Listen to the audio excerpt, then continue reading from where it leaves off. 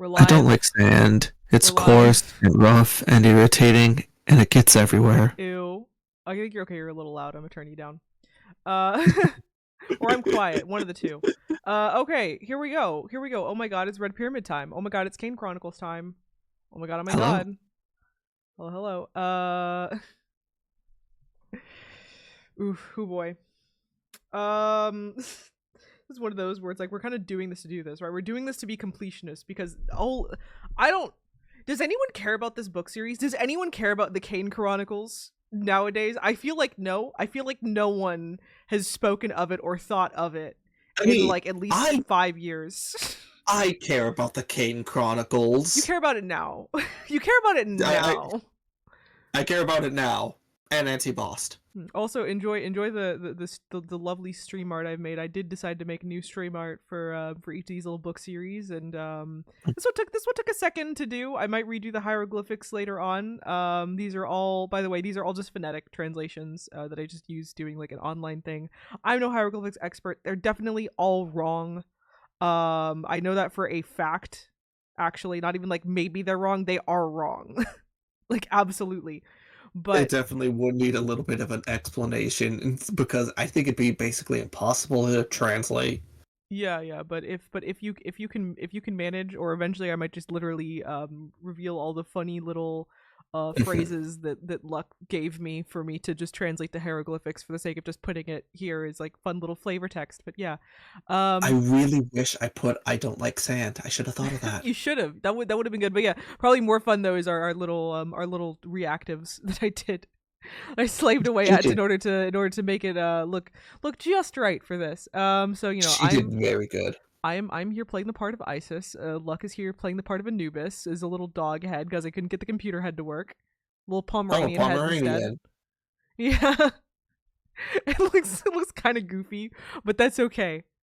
That's okay. But yeah, we read the first book of the Kane Chronicles, the Red Pyramid, and we have like so many thoughts. Like I think more thoughts than we've had for any Percy Jackson book thus far. Though that's keeping in mind that this book is significantly longer than every other Percy Jackson book. This book is about 500 pages long, give or take. Where the other ones maybe topped off at like 350, 400 at the Mhm. most for like one of the really long ones as they start getting towards the end. This is a very long book. Um, Yeah. and you And can I sometimes won't feel say that. much on it now. You'll have to wait for that later. But it definitely feels like, despite the length, some of it still felt a little rushed. But we'll get into that later. We'll get to that. This was complicated. Our opinions on it are complicated. Which speaking of which, let's start off with a nice little cheeky summary. So Rick Riordan is back, and this time it's in Egypt, baby. Biracial siblings Carter and Sadie Kane don't get to see each other very often, at least not since their mom died, leaving them in the world's most uncomfortable custody agreement between their father and high-key racist grandparents. But they finally get their one day a year with each other and their father, if only it weren't ruined by the Egyptian god Set, who seals their father into a magical coffin. Oh no, hate it when that happens. And while they're still busy getting over the fact that the Egyptian gods are real, they have to find a way to rescue him, and in the process, finding out that their already seemingly odd family was even stranger than they knew. So that's There's that's my also a cat. that's my funny little. There's also a cat is there, though. All good stories really should have cats in it. Um, Agreed. Percy Jackson would have been 11 out of 10 if it had a cat. I wouldn't. Yeah, I wouldn't have complained so much about the weak theming in the end if they had cats in there. So, my little preamble before we get into it. So, this book is long and it feels it sometimes, as we mentioned. I think we both liked it. Yes, I think our opinion Yeah. at the end came out more positive than negative. It has its ups and downs, sets up a lot of stuff that it's not yet ready to pay off, and I take umbrage with some of that. Though maybe more I'm notably, different. yeah, as I was like joking about earlier, this is the series that of Rick's that like no one ever talks about. All of his other books have significant fan bases. Like I can still like open up Tumblr or Pinterest or whatever and see like swaths of fan art for Charles Apollo, Heroes of Olympus, Magnus Chase, like all those. Tons of fan art, tons of fans, tons of people who love talking about them. no one gives a shit about this one. Like, no one gives a shit about this one anymore. And I kind of get why. After having read the first book, I think I kind of understand derogatory. I hate to say it, but I do kind of agree that it felt like it could have been better.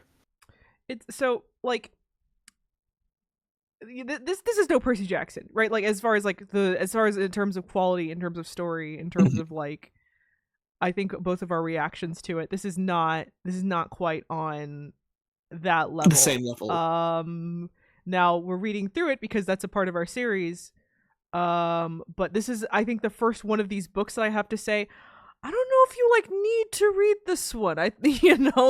Unless you're trying to be a really, really good boy and keeping up with all of our stuff and, trying to actually read the books along, in which case, reading a book is always better than not reading a book at any given time. But like, I don't think this one is like going to be life-changing.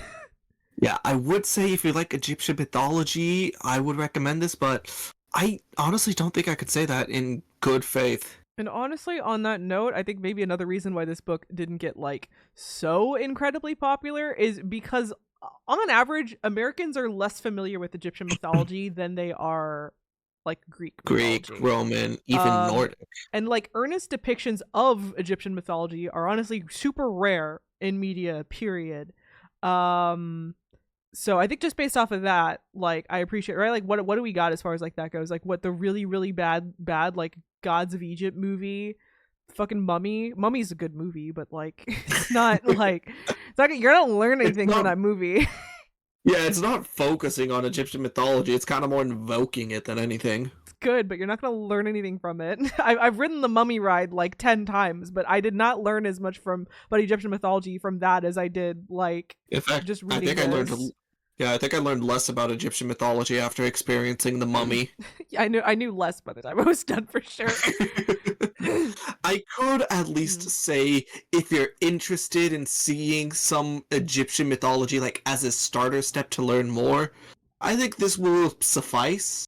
The maybe negative flip side to what I was saying though is that it's like low key any story like this, kind of has to be, very, how do I say, I'll talk a lot about like the racial politics of this book and how messy it is, because like it is really, really messy, but like as like on its own, it has to, it's like an African mythology. It's not Europe, it's not even the Mediterranean, we're just in Africa now. And to be fair, Egypt does touch the Mediterranean. To be fair, it does, but it's not Greece, it's an African nation.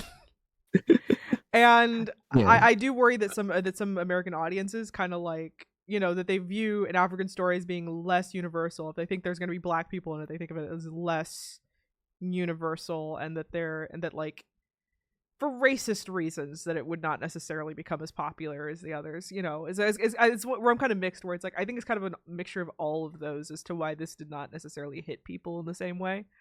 And I don't want to blame any one thing. I do think it's a combination therein, because I mean he did at least get 3 books, so someone bought them. Some people purchased them and read them and like in succession.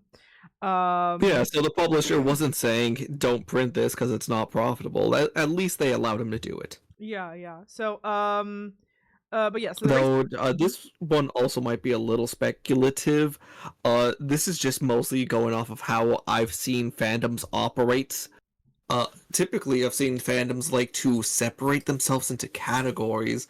So like, for example, Percy Jackson, everyone's all like, oh yeah, this is what my parent would be. Harry Potter, this is what my house would be. I feel like it's less easy to divide yourself in this series. Yeah, you can't really sit down and say, oh, this is what my patron Egyptian god would be. Like, that's a little less interesting. And I think some of that has to do with how they set up the lore of this series. We'll get there. I have a whole little note about that. You might need to remind me though when I get there, because I don't think I talked about that specifically. But I was thinking about it. But yeah, so continue on with my preamble notes here. Race politics are messy. Gonna be getting into that as we go along. But to make this very clear, I'm coming in as a biracial black person, as a biracial black woman, who understands the perspective that Reardon was going for, and just thinks he fucked up a little bit. I think he had good intentions. I think he fucked up a little bit. I have thoughts about the nature in which some of these fuck ups happened. And in general, though, I also must say, preface this. I am someone who always has mixed feelings whenever you have a white writer making a black or brown story. Like, I always appreciate the attempt. Generally, it's good for representation just to have more of these stories out there. But the thing is that it's always like going to be messy and always going to be kind of like low-key bad until you're able to bring in some kind of brown writer or black writer in order to kind of like fix it. Yeah, Like think about like Miles kind of a Morales was situation. before he got black writers and after. Big I difference. do not know Miles Morales well enough to see the difference, but something tells me it's night and day. Him in the comics versus how he is in Spider-Verse, the movie, is like, oh my god. Oh my god, do most comic writers just not know what they're doing with him actually?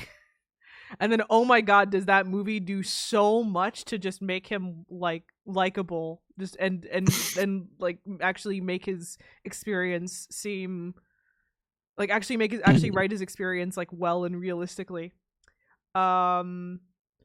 Where it's like the writer was, a white guy with good intentions, but at the end of the day, it's like very obvious he did not quite know what he was doing. There's only so much you can write when you yourself don't know that experience. Yeah, and I don't know. Part of me wants to praise him for like wanting to write something outside of his wheelhouse, but again, this is really messy.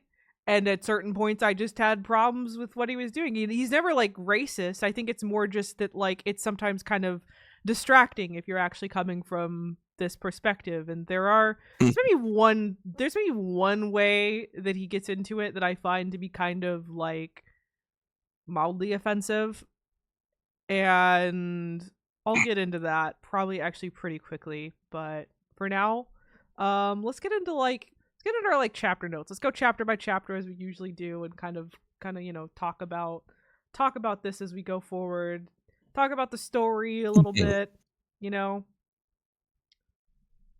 So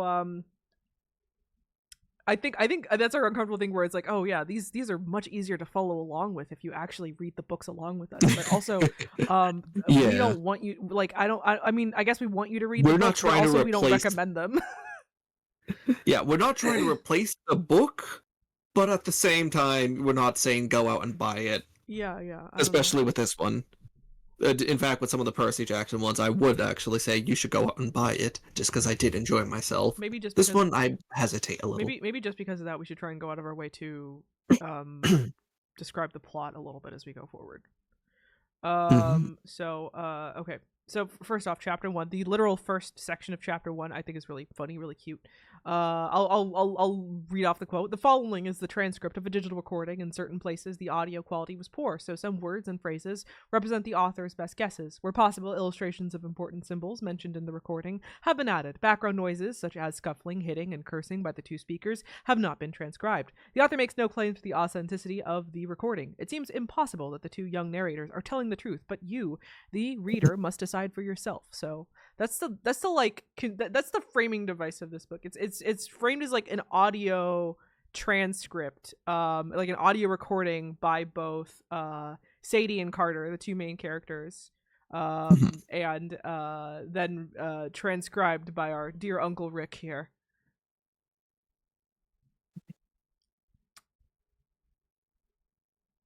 I thought you were gonna say something and then you just didn't. I was going to just chime in, basically saying like, oh yes, our two main characters. But then you already said that, so it's like, oh, okay, I don't need to say it. I sensed you were gonna say something and then nothing happened. Okay, so yeah, the point of view switches every 2 chapters. And this is actually I think both of us generally liked this move.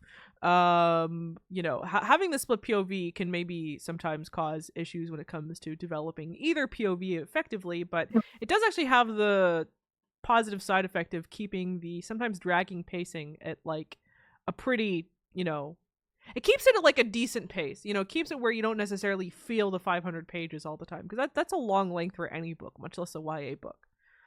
Slash kids Yeah. book. The age range of this I actually find kind of confusing, but let's call it a YA book. Um, someone at the door. Shut up! I muted my mic too late. Okay. Um, so it keeps up as at a decent pace, but funny little thing that's mentioned in there though is he mentions removing the cursing. I thought that was a cute little like, I don't know, joke mentioned there. Yeah, But and on the yeah. topic of cute little things with this framing of the narrative, you in brackets will, if you read this, will see Sadie and slash or Carter getting mentions in whoever's recording. So, like an example was like Sadie snickering at Carter, just teasing him in regards to something we will get to later. Yeah, But it is kind of cute just seeing them like interacting. they break the fourth wall just to bully each other as siblings, and I like that. It's funny. Exactly. But you interrupted me a little bit there, because I was gonna say that the funny thing about the cursing being removed is that it did kind of dawn on me by the time I was at the end that, like, oh, this book is like kind of squeaky clean as far as the as far as like the content and the rating goes, in a way that was like,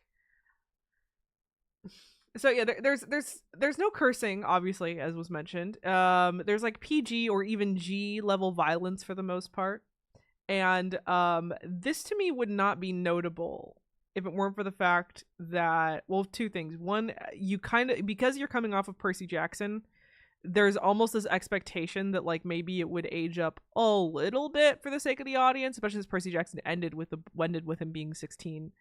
And they like really don't for the most part, and this kind of keeps like consistent with that. And also I remember very distinctively reading this book as like like in like junior high, and then basically dropping the series from here on out in favor of like the Hunger Games. Because I was at that age where I did want something like a little edgier and a little bit more mature, and something more like to my age, rather than this, which I was increasingly viewing as being kind of like for kids, for children. And I wonder if that's also a part of why this book kind of lost some of the audience, because like I wonder if maybe Heroes of Olympus won't push it a little bit more, because dang, I like coming off of Percy Jackson straight to this and actually aging in the process. um you know uh I found myself not terribly impressed. It just so I wonder how this is gonna Yeah. develop as we go further on in these books. I'm gonna be honest, kind of with my perspective of just kind of like jumping into this, already seeing Reardon as a style, I kind of feel like it's going to stay like this. That's just kind of my honest guess, because it seems like That's that's where Reardon's comfort range is. that's a fair guess, I feel like. Mhm.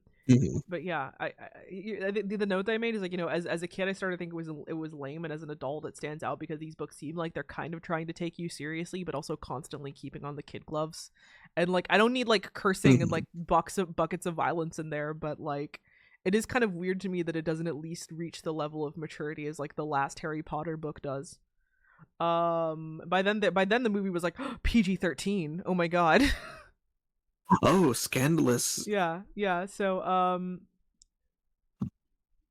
and if it weren't for his politics mostly being good, I'd start to raise accusations of conservatism from the author, just based off of how like of like how squeaky clean it kind of all is.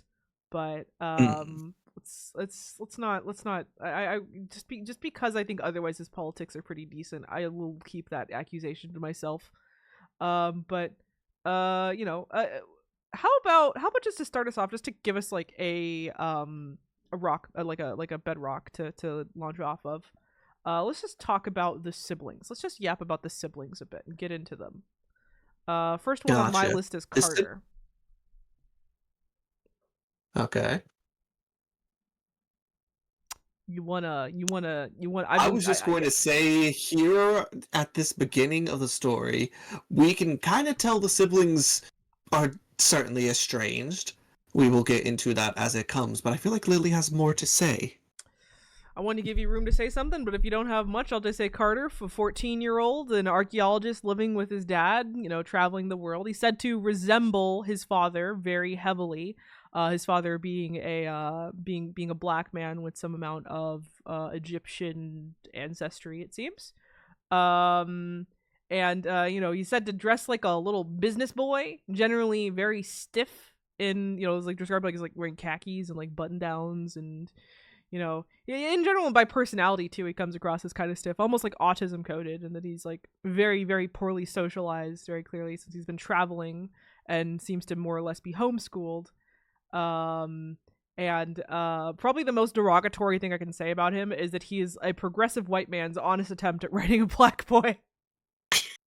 And I'll get into what that means later, but for now, that's just I'm just gonna leave it there. Do you have anything else to say on Carter before I move on to Sadie? Fucking nerd. Fucking nerd, and he also seems to have some tendencies towards cowardice. Well, so he thinks. Honestly, someone could just argue that's just basic self-preservation with some of the stuff he gets into. But yeah, that's definitely a point of the narrative that it brought up at least once. But the black nerd character is one that is... It's an interesting one. It's an interesting archetype that's been around for a long time, obviously. Is kind of one I that blame was... Steve Urkel. It's kind of one that was created for the sake of, like, basically you make this black character who's supposed to be presented palatable? In a way that, that's like a bit more palatable to white audiences to some extent. Mm-hmm. And while there are certainly like it's not as if, obviously black nerds exist. I'm here. But the way they're sometimes done in fiction, especially fiction done by white people versus the way they actually present in real life, obviously, or when they're actually written by like other black people, it tends to be pretty different, and it's oftentimes pretty easy to spot like one versus the other. I'll say I prefer, Carlton is not without flaws, but I do very much prefer him to Steve Urkel for a lot of very good reasons. Oh no, absolutely. I brought up Steve Urkel as like I blame him for being the biggest known example of that archetype and probably influencing a lot of people's design and perception of it. Mm-hmm. But probably the one that I have, because I think by the time I go to the end of the book, I like Carter. By the time I like Carter. He's my favorite of the two. By the time I get to the end, I'm on his side. I'm liking him as a person. I'm willing to let go, to like put aside the flaws and put aside my criticisms and just be like, I like this kid. It's a good kid. Sadie, on the other hand, I think is significantly messier as far as it goes. And so Sadie is a 12-year-old British schoolgirl living with her kind of low-key, high-key racist grandparents. She's said to resemble her mother, her white mother. And like said to resemble her mother to the point of she is described as basically being white, right? Like pale skin, straight hair, white, like Eurocentric features, which is a choice. That is a choice to make for your character that is essentially a biracial black girl. That is a fucking choice, I gotta say. She's, though before I get there, she's sassy, she's like a little punk, she likes her leather boots, she dyes streaks in her hair. Like a punk child. And she is funny enough that even though I liked her a bit less than Carter, I did in fact look forward to her POV just based off of sheer entertainment value. She's fun to read. She's very likable. I did find myself enjoying like her sass, her tongue, like sharp. That's it. But I gotta say, I really do not appreciate how she is basically written as a white girl. And I'd say some people would come for me for this, but no one cares enough to come for you for this. So I'm just gonna get like, no one cares enough. Oh my god, no one cares enough. But so there's a version of this that would live in my brain. My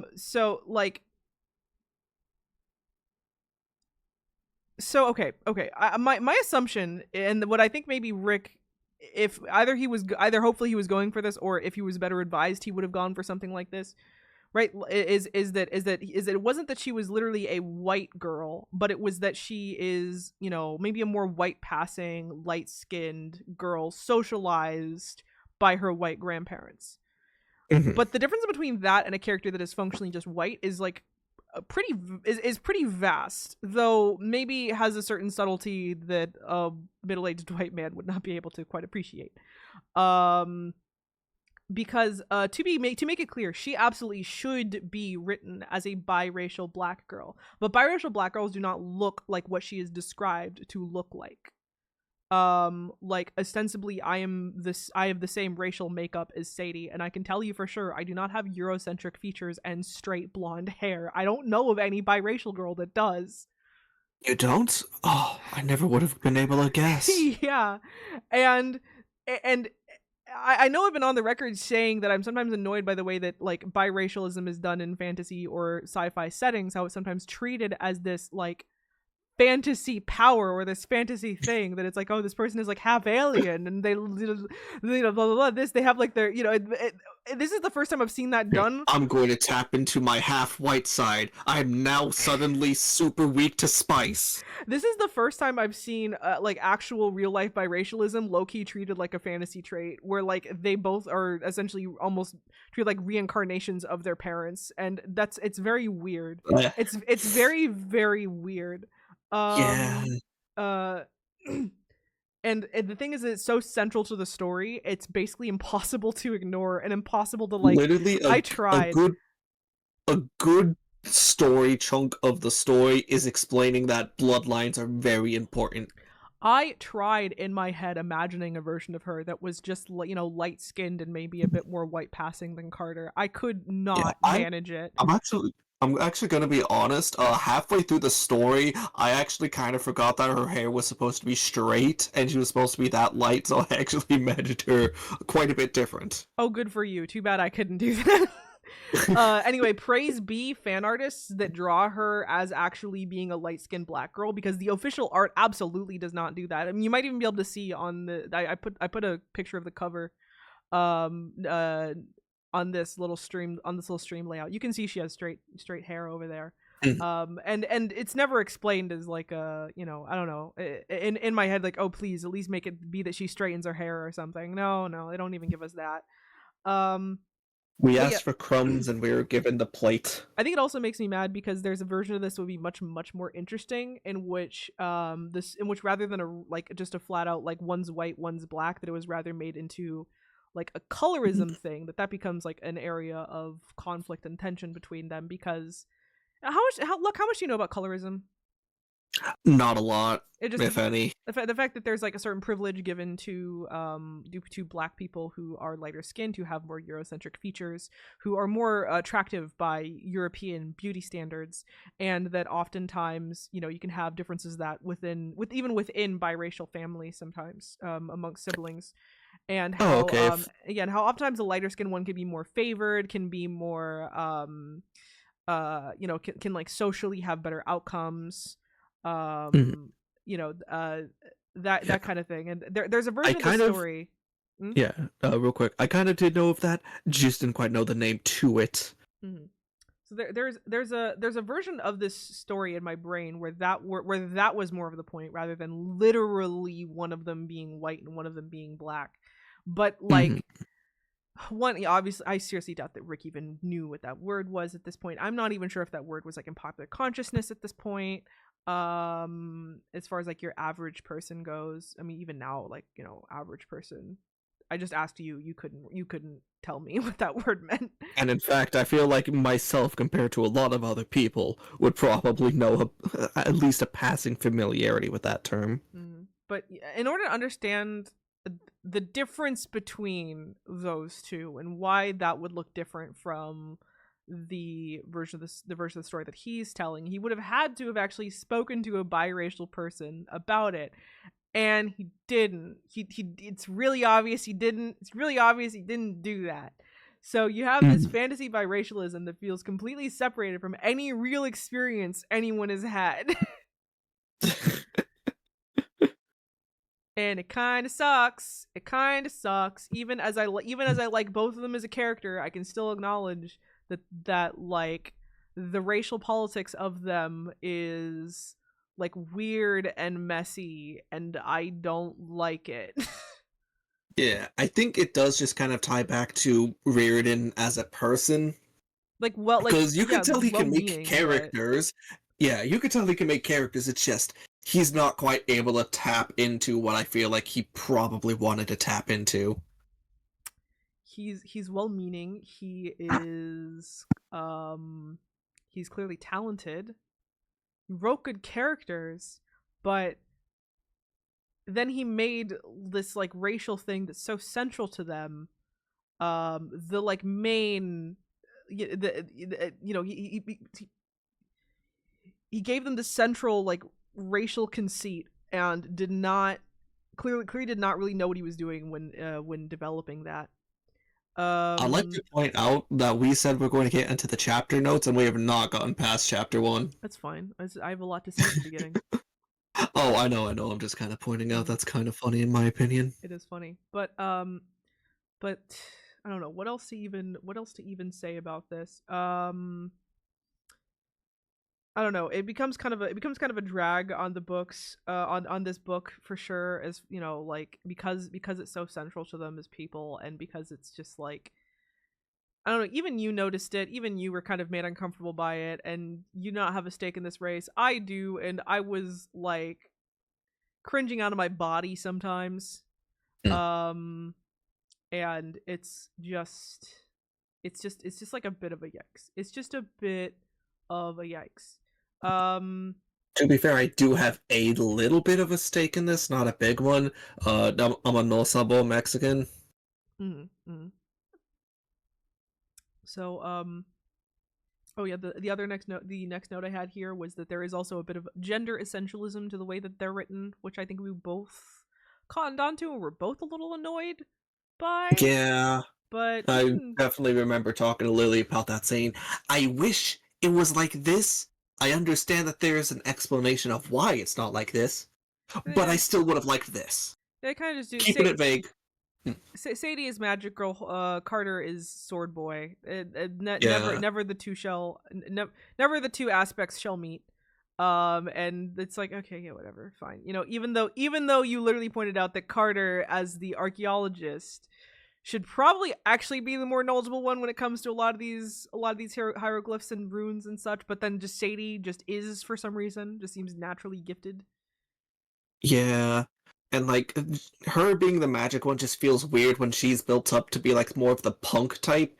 Like in the back of my head, I was kind of relating her to like Clarice in a way of attitude, but then just like okay, there's now a bigger dissonance of magic. Their godly associations do make it make sense. I'll say like it does, but like that doesn't like not make it kind of basic. Yeah.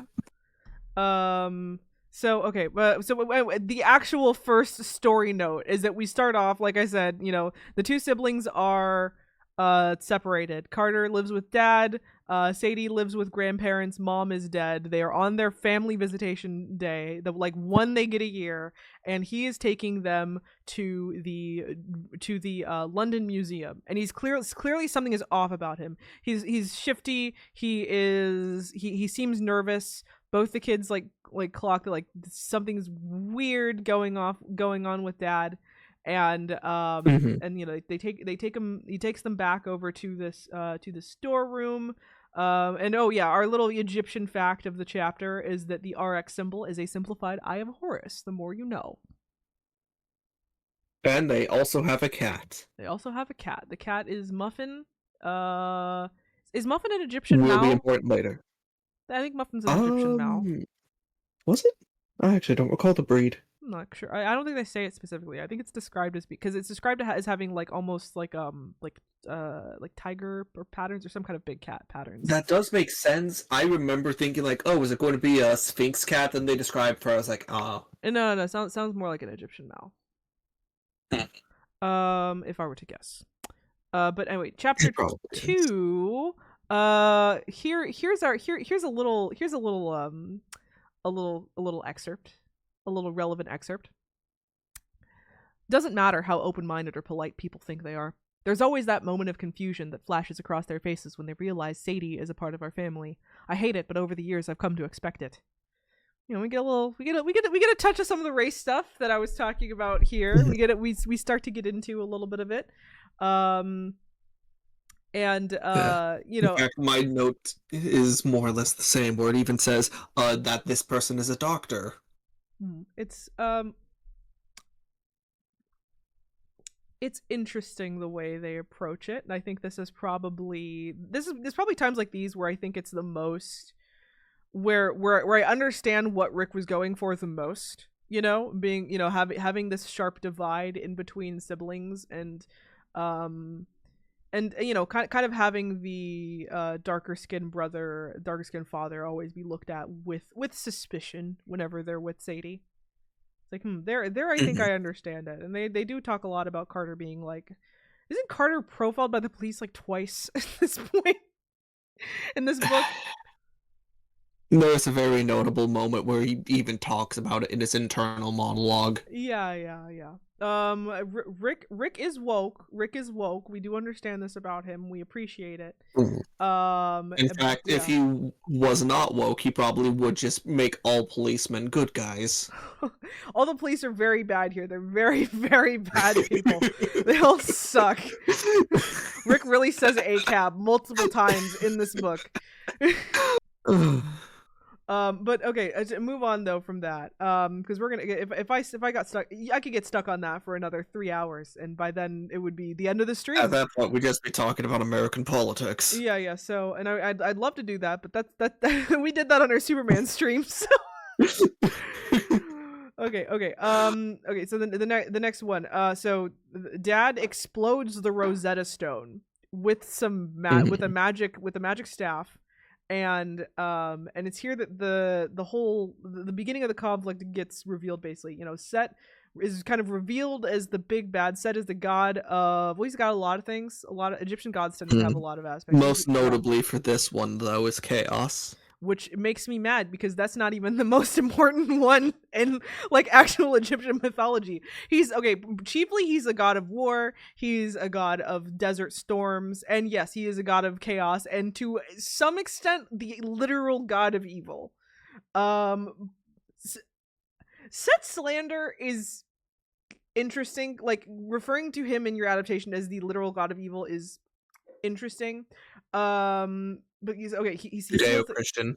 Yeah. So Set does in fact have the titles of the God of Evil and God of Chaos, as I mentioned, but kind of like Loki and Hades, a lot of his negative image has to do with Christian influence later on, where he was previously a much more neutral figure, though in his case it did in fact start before Christianity. There were associations with like much more evil figures dating like all the way back to the Greeks. For example, he had an association with the Greek titan Typhon, who if you remember, like in the Percy Jackson books, a literal like storm of evil, basically. I'll let you know I'm holding my tongue so I don't sing epic. Yeah, don't. Keep that to yourself. I did.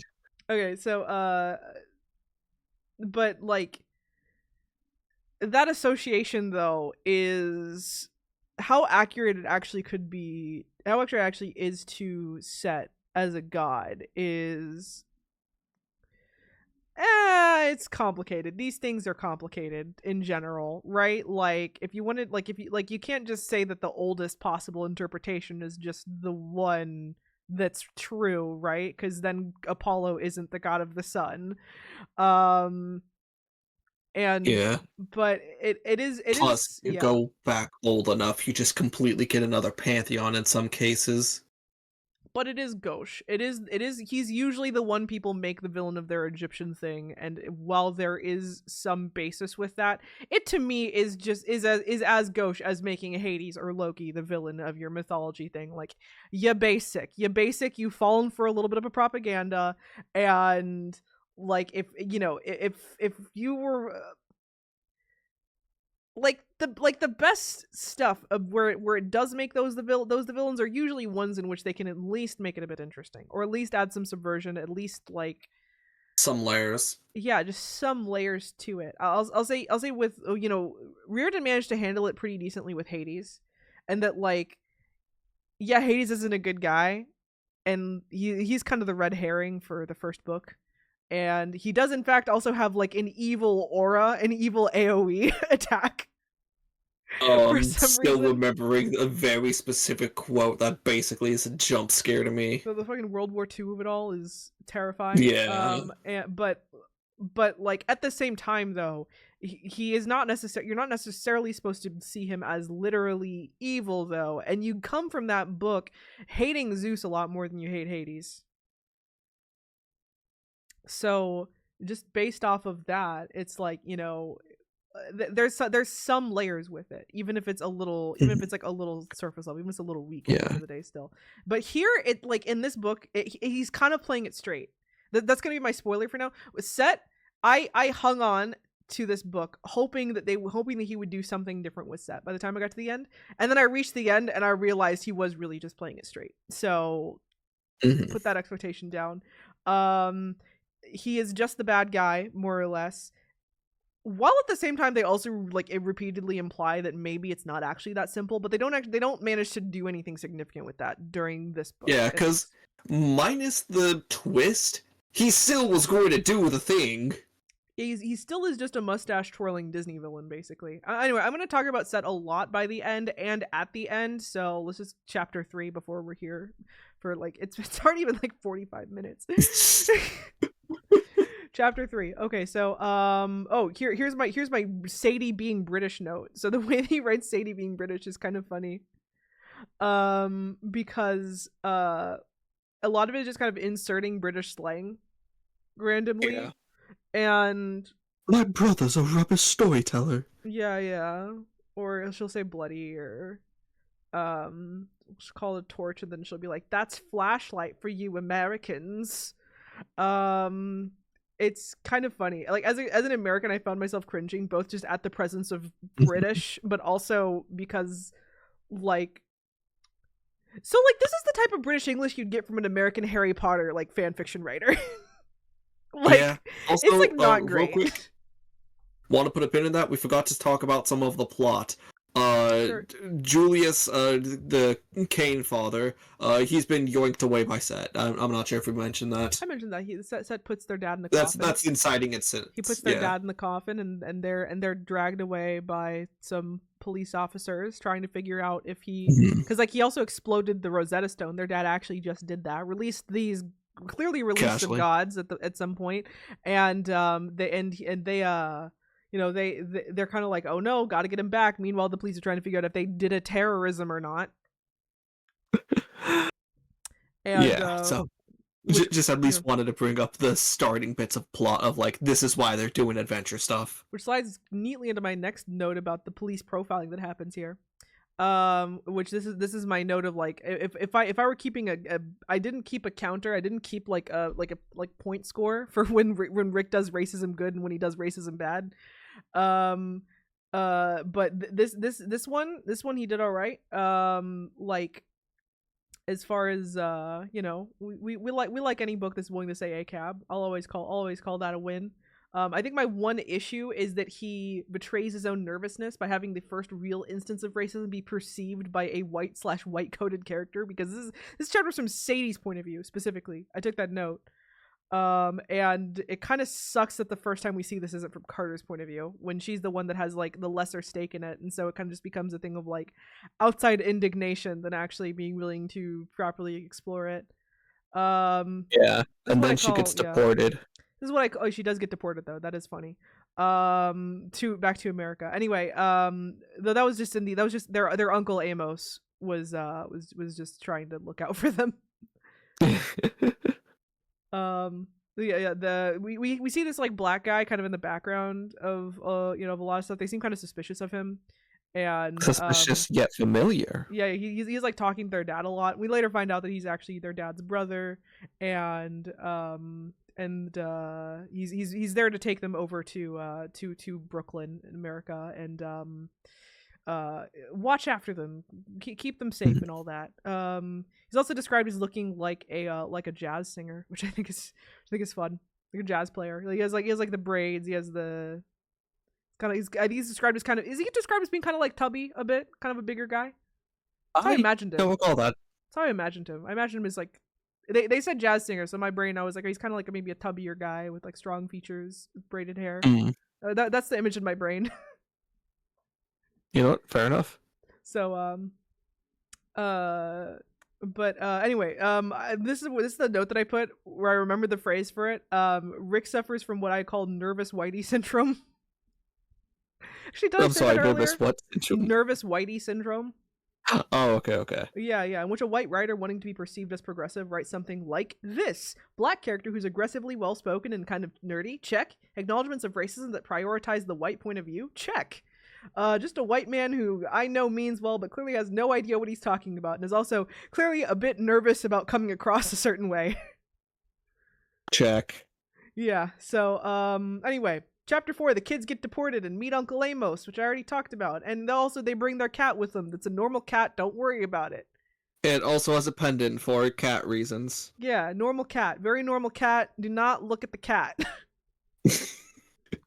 Chapter 5. Also the cat needs to be specifically invited into a place where no other gods are welcomed. Don't look at the cat. Don't worry about the cat. Chapter 5. Khufu, it's a monkey. Also, my dog is knocking at my door. It's cool. I'll just mention that I generally like this book's tone and the very conversational prose it has.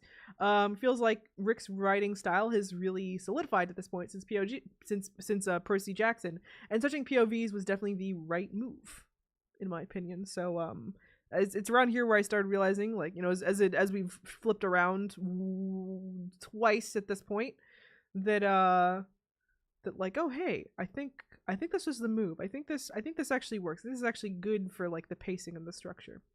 I'm just waiting for you to get back now. Oh, I'm back now. Okay. I was just about to type in chat. He ding dong ditched me. Haha, perfect. So it is also funny that they can't go to Manhattan, that they're not allowed to go to Manhattan. One, because the whole thing of like they have to stay on a certain side of the river for like Egyptian lore reasons, but also because that's their excuse to not be involved in any of the Greek stuff happening on the other side of the other side of the river. they're like the two are not allowed to meet. We cannot cross franchises right this second. I have to ask: is Reardon from New York? Yeah, like, it's like very obvious. Yeah, actually, I don't even know that for a fact, but like I do know that in my heart. And like he literally names drops like some random stuff in Battle of Manhattan, just like a whole bunch of like, oh yeah, there's this specific statue and that kind that you would see on this street. Everything happens in fucking New York in these books, so he's got to be from New York. Literally from any other city you could have picked. Like, nope, back in New York. Yeah. Like he goes to San Francisco, and I'm like, oh, maybe he's been to San Francisco once. It's not the worst, but it doesn't feel like New York is like, yo, okay, yeah, got it. I don't know, they could have picked any river city, like, I don't know, something on the Mississippi, since, you know, that's very big and notable river. Like, nah, I mean, if we remember that other landmark, that one landmark that famously he thought the river was closer to the arch, to the St. Louis Arch.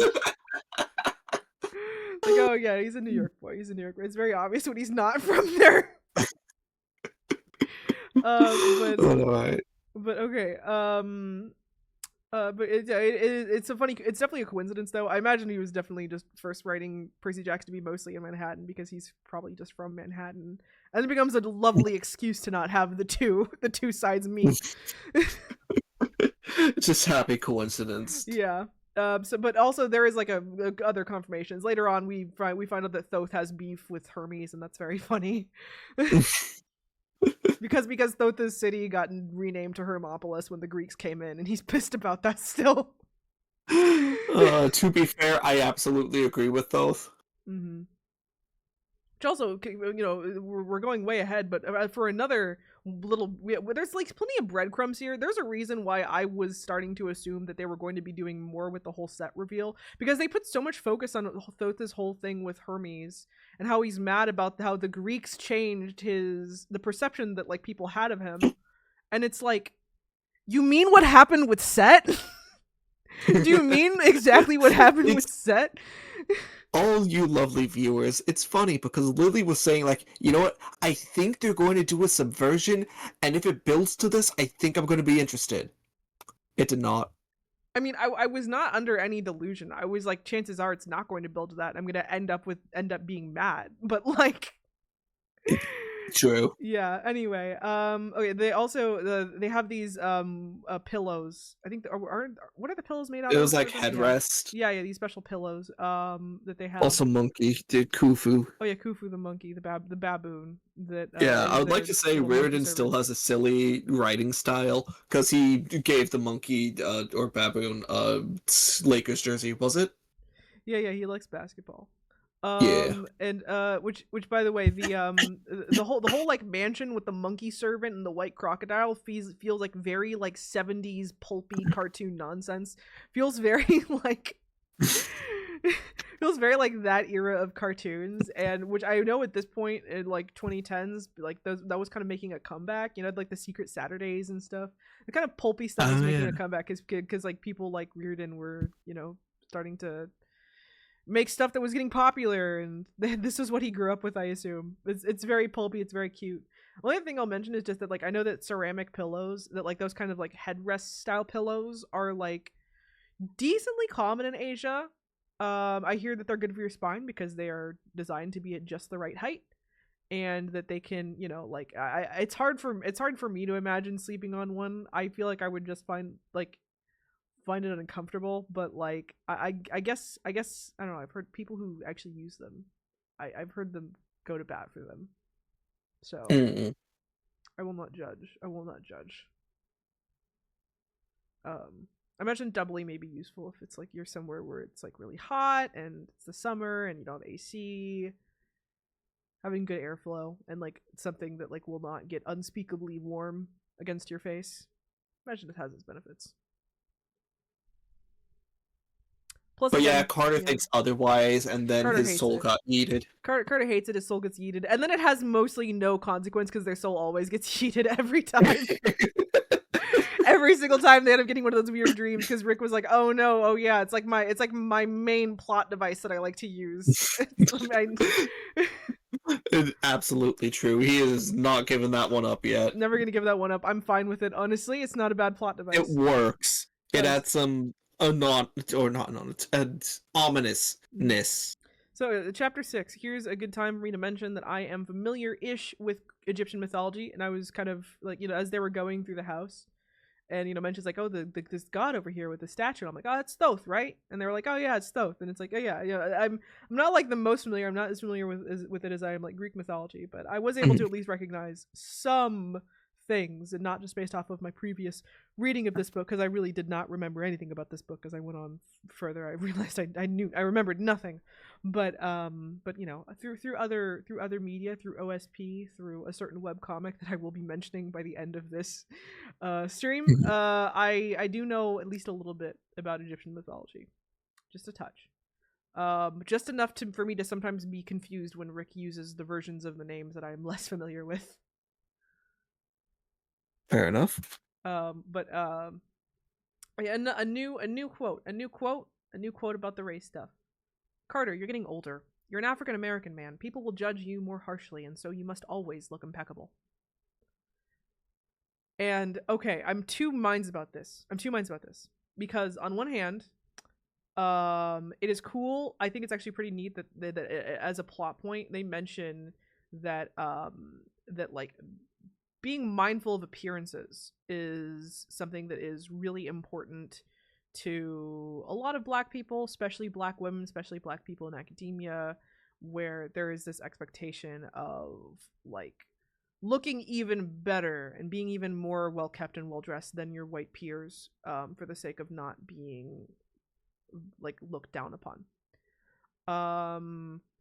And so then my issue with this becomes more of just like a semantic one, a phrasing one, where it's like, oh, it's so close. And then I see that he calls his own son an African American man, and I'm like, well, at least in my opinion, probably would have been more natural if it's just a private conversation, even if he's a man in academia, to probably just call him black.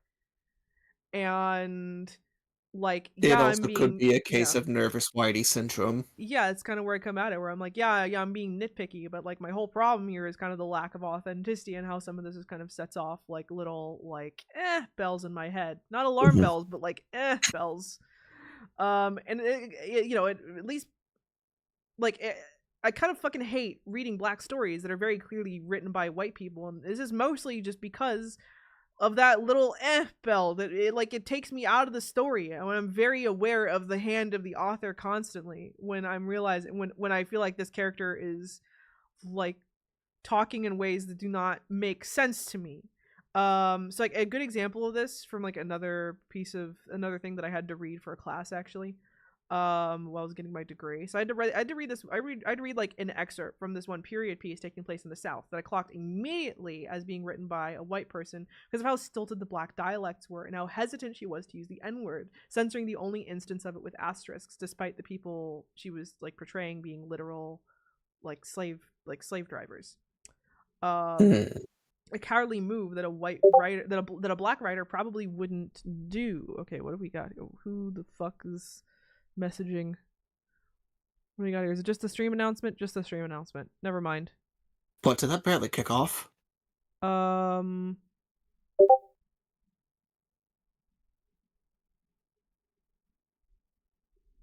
I don't know. Fucking. It looks like you it know what? kicked off an hour ago. Yeah. No, I think it's just. Let me just mute. Let me just mute the. I think it's the D&D server. Let me mute that. It's our D&D server okay. bugging me. Oh, yeah, it was the D&D server. It's our D&D server bugging me. Let me mute it. Yeah. You could just mute it for an hour or so. Yeah. Okay. Okay, so oh my god, where even was I? So yeah, like censoring the N-word, being so precious about using it, not something a black writer would do. Because that's kind of where you bring in nervous Whitey syndrome, where it's like they're clearly just like nervous about using the word. They clearly just aren't like, and that kind of flies in the face of like actually just like portraying the subject as it deserves to be portrayed. Like a YouTuber writing, like a YouTuber like making a video about the most serious like the mass murder you've ever heard of, and then using the word unalive for like censorship reasons. Yeah, and it's like oh my god. And then the gunman committed sewer slide. Yeah, it's like what the fuck. I kind of have to like sigh. So like here I am in class listening to like reading this, listening to this white lady talk down to me about race relations in the South while clearly not knowing what she's really talking about, regardless of the amount of research she may have put in for the benefit of my white peers. It's kind of annoying, right? Like I kind of just have to sigh. Watering it down. I kind of just have to sigh and hold my tongue because it would be a shame if these nervous whiteys got too nervous to even try, right? But to me, the answer has always been and will always be encouraging more black and brown people to take up the pen and write about themselves. I remain cynical about how many publishers and studios are willing to do so, and yes, stuff like this can open doors. It's all very, very complicated. Obviously, I have a lot of feelings about it, but like, I'm always gonna be at least a little bit annoyed when I'm reading stuff like this, for multiple reasons. Chiefly of which, of course, it just kind of takes me out of the story. Anyway, chapter 7. So set. We start getting into Set, right? They start like doing more research about him. Start getting into the lore. I'll give they found our boy.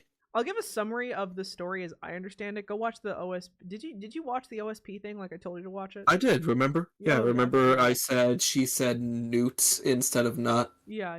Okay, so the basic story starts off with Isis. Actually, she poisons Ra to get the throne for her husband, Osiris. And then Set makes a move to take the throne from him by chopping him up into a bunch of little pieces, redacted for this version mostly. I mean, they kind of like put it back in later, but like Yeah, I think Yeah. they said like later on that he like blew them up or something, and They then they had to collect those pieces. kid gloves, kid gloves, kid gloves. We know this by now. And he chops them into little pieces and hides them. And Isis and Nephthys, who is Set's traitorous wife, and I mean traitorous in like more than one way. Definitely so, because like she's definitely married to Set, but also Anubis is in most versions of the myth is definitely her and Osiris's son. So she's interesting. She's interesting. Anyway, they help him put they help Oh, they that help put hold Osiris on. back together. Mm? That does also remind me of one thing that I think is a little bit of kid gloves as well. I don't think they brought it up in this chapter. It was probably a later one, but do you remember how they said like, oh yeah, when there is the god, they kind of change roles depending on how things are. Oh yeah, yeah, just to prevent the like incest, so that way, like, oh Incest, yeah, they yeah. were like all siblings at the beginning, and then they all like a couple reincarnations later, they all shuffle around and they're married and this and that, and it's like, yeah, okay, yeah, it's fine, Mhm. whatever. Like, yeah, you didn't have to do that. Like, I get why you did it. I kind of even understand it on like reincorporating the lore in this way is kind of neat. Reincorporating the whole reincarnation thing, because the whole Yeah, thing like with the it makes pharaohs was yeah, sense, but like yeah, it makes pretty sense, but like we know why you're doing it. pretty much like every Egyptian pharaoh ever claimed to be the reincarnation of Horus, and this is just meant to like contextualize that basically. Um, and I'm fine with that like reincorporation. But anyway, though, so they help put him back together, and depending on the version of the story, Horus is literally conceived on the spot. though in this version they go more for a they're all siblings. We'll talk more about that version, because the whole demon days, the 5 days in which each of them were Conceived on those yeah, 5 days, yeah, or not conceived, birth on those 5 days. which if you don't know how the whole, I'll go back to that story. So the whole story goes that Nut, the goddess of the sky, Geb, the goddess of the god of the earth, they were in love, but Ra, god of the sun, forbade them from having any children during any day of the year. And so I forget how exactly they did this, but they basically Gambled like moonlight.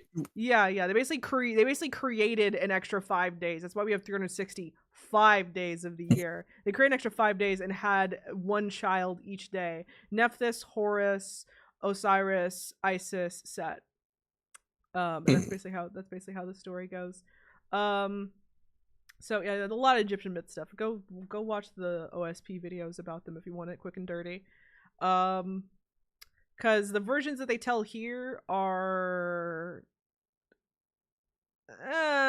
Lightly kinda sanitized. accurate. Kinda accurate. Yeah. Anyway, the way it's presented here is a bit flattening. I'll say it's a bit flattening. It's a bit sanitized. It's a little like they're wanting you to very clearly understand that this is the good guy and this is the bad guy. Where maybe in the original it was more of like a royal power struggle. Yeah, because you wouldn't say that two people contesting a throne are quite evil.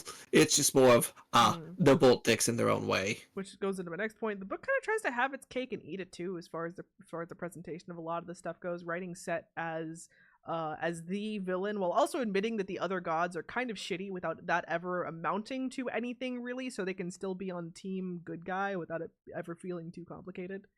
Can I just like sweep it under the rug? Like, oh, Isis did this. Isis poisoned Ra and then tricked him in order to get her husband on the throne. Don't worry about it. Oh, Horus is kind of like a violent asshole. Don't worry about it. Set's the evil one, and you shouldn't feel complicated about that. And it's like, oh, Exactly. okay, I guess, yeah, sure, whatever.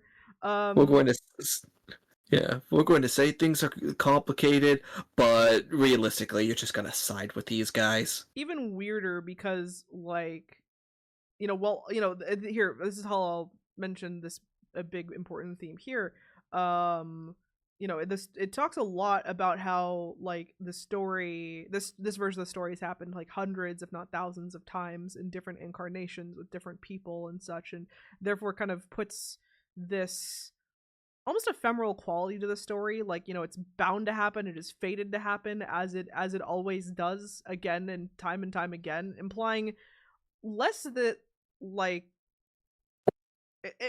you know, how do I say it? It implies something about the nature of their roles here, as if they were casted into these roles, not necessarily like this is just the people they are, right? It's not that Set is a bad man, but it is that he was literally casted into the role of the villain. And it has the potential of being interesting. I don't know how well it does. Yeah. So yeah, it like, you know, it implies that Set is the villain because that's his role, without ever getting into what that would mean for his character or for him as a person. And yeah, I tried to hold hope, but I can confirm now that it never gets more complicated than that, at least for now. You're left with this setup that is lacking payoff for the sake of casting Set as Kronos when he's like Hades at best. Mm-hmm.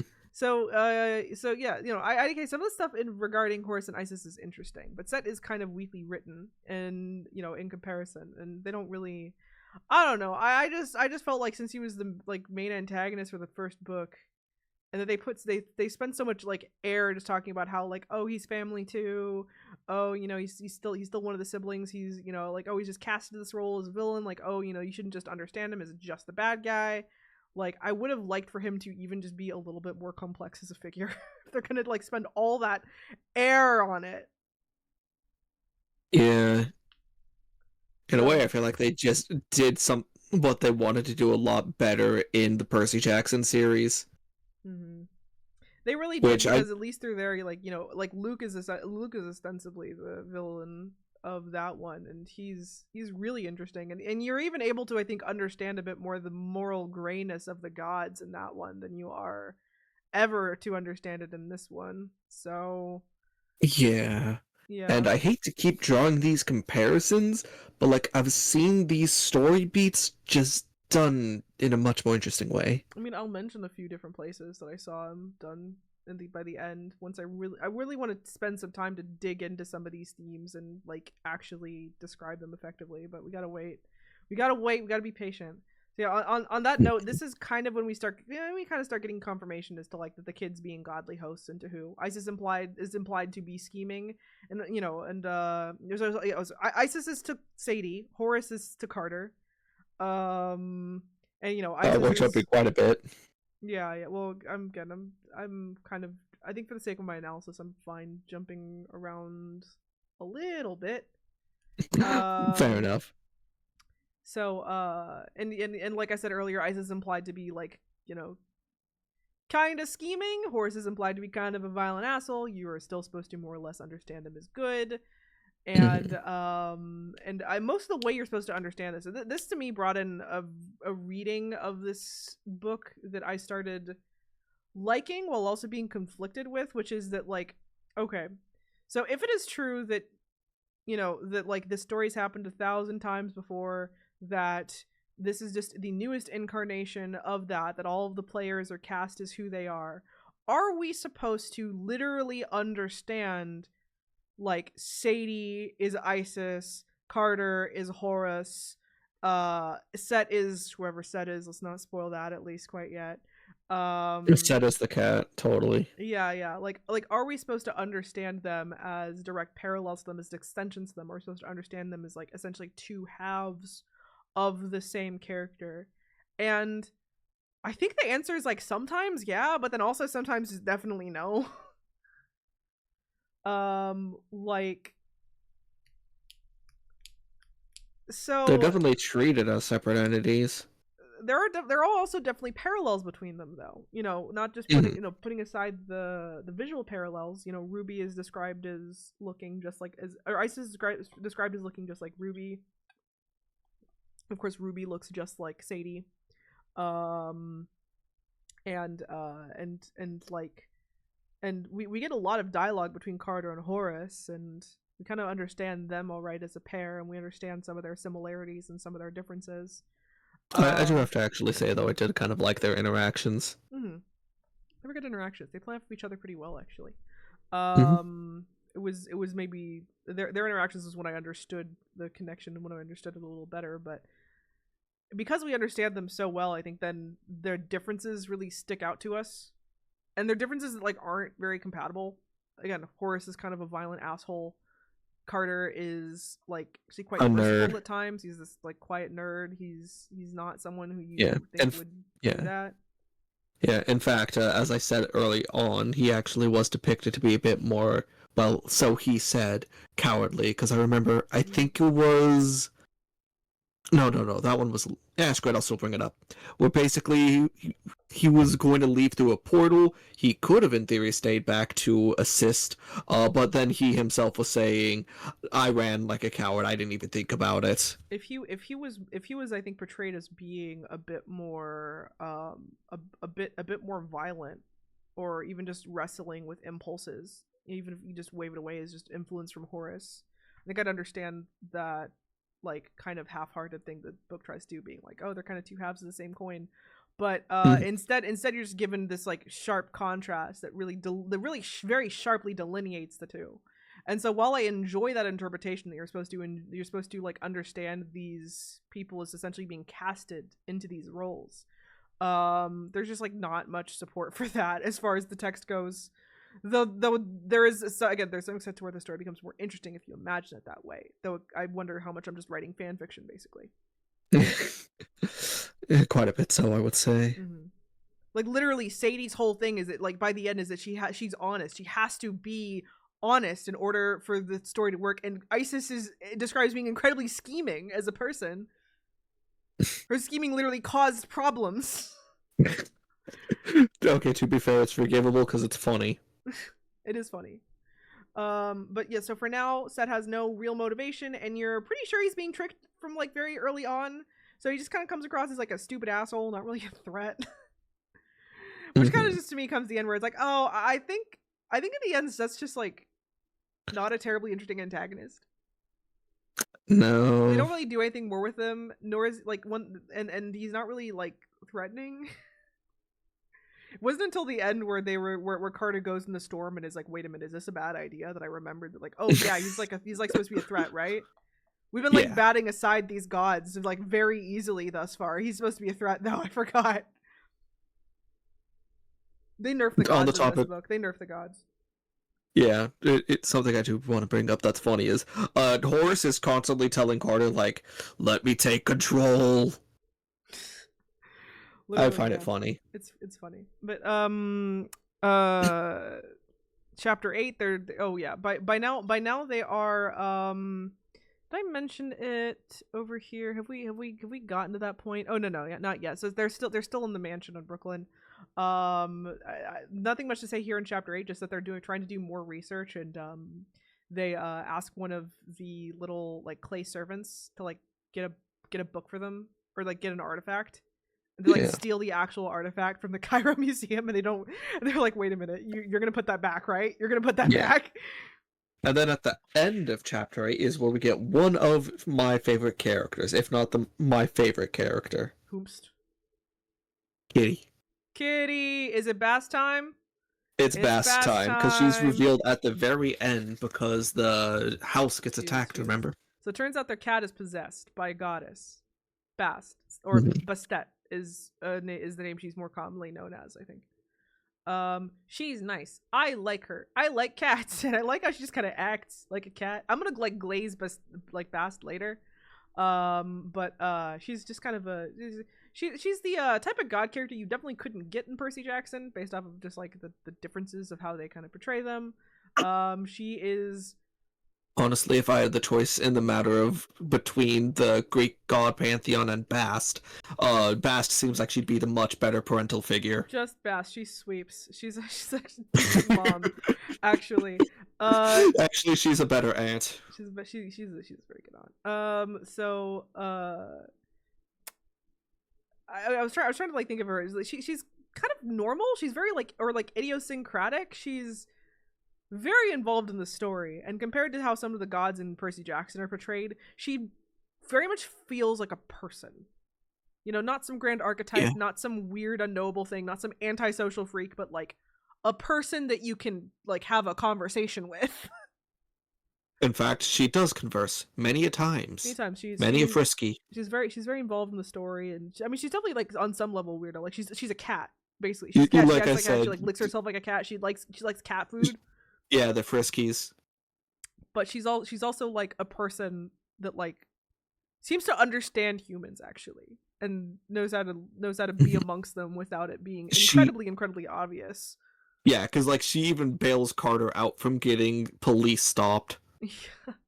Yeah, Means a she lot, doesn't pulls it? out what I found very great was the antsy past persona, Mm. where she's just like, "Oh, Carter, oh, we're going to the Falconry tournament. Here's our papers." Like, "Oh, you got yourself all dirty. Come on, Carter." And Carter's like, yeah, yeah, totally. How did you Also, get papers? Oh no, it's blank." also keeping in mind too, she's described as being as like looking Middle Eastern, I believe. And to me that's notable just because like despite the fact that this is the Egyptian pantheon, the literal fucking Aeneid, not all the gods are described as being actually like Middle Eastern or black, which makes me slightly upset. But I'll get into that later. But she's described as being an Egyptian woman. I think even earlier, right? Like because Isis is described as looking like Ruby. There's the I don't think they say it Implication of directly, but white. there's the implication that she looks Greek in that case. Yeah. And like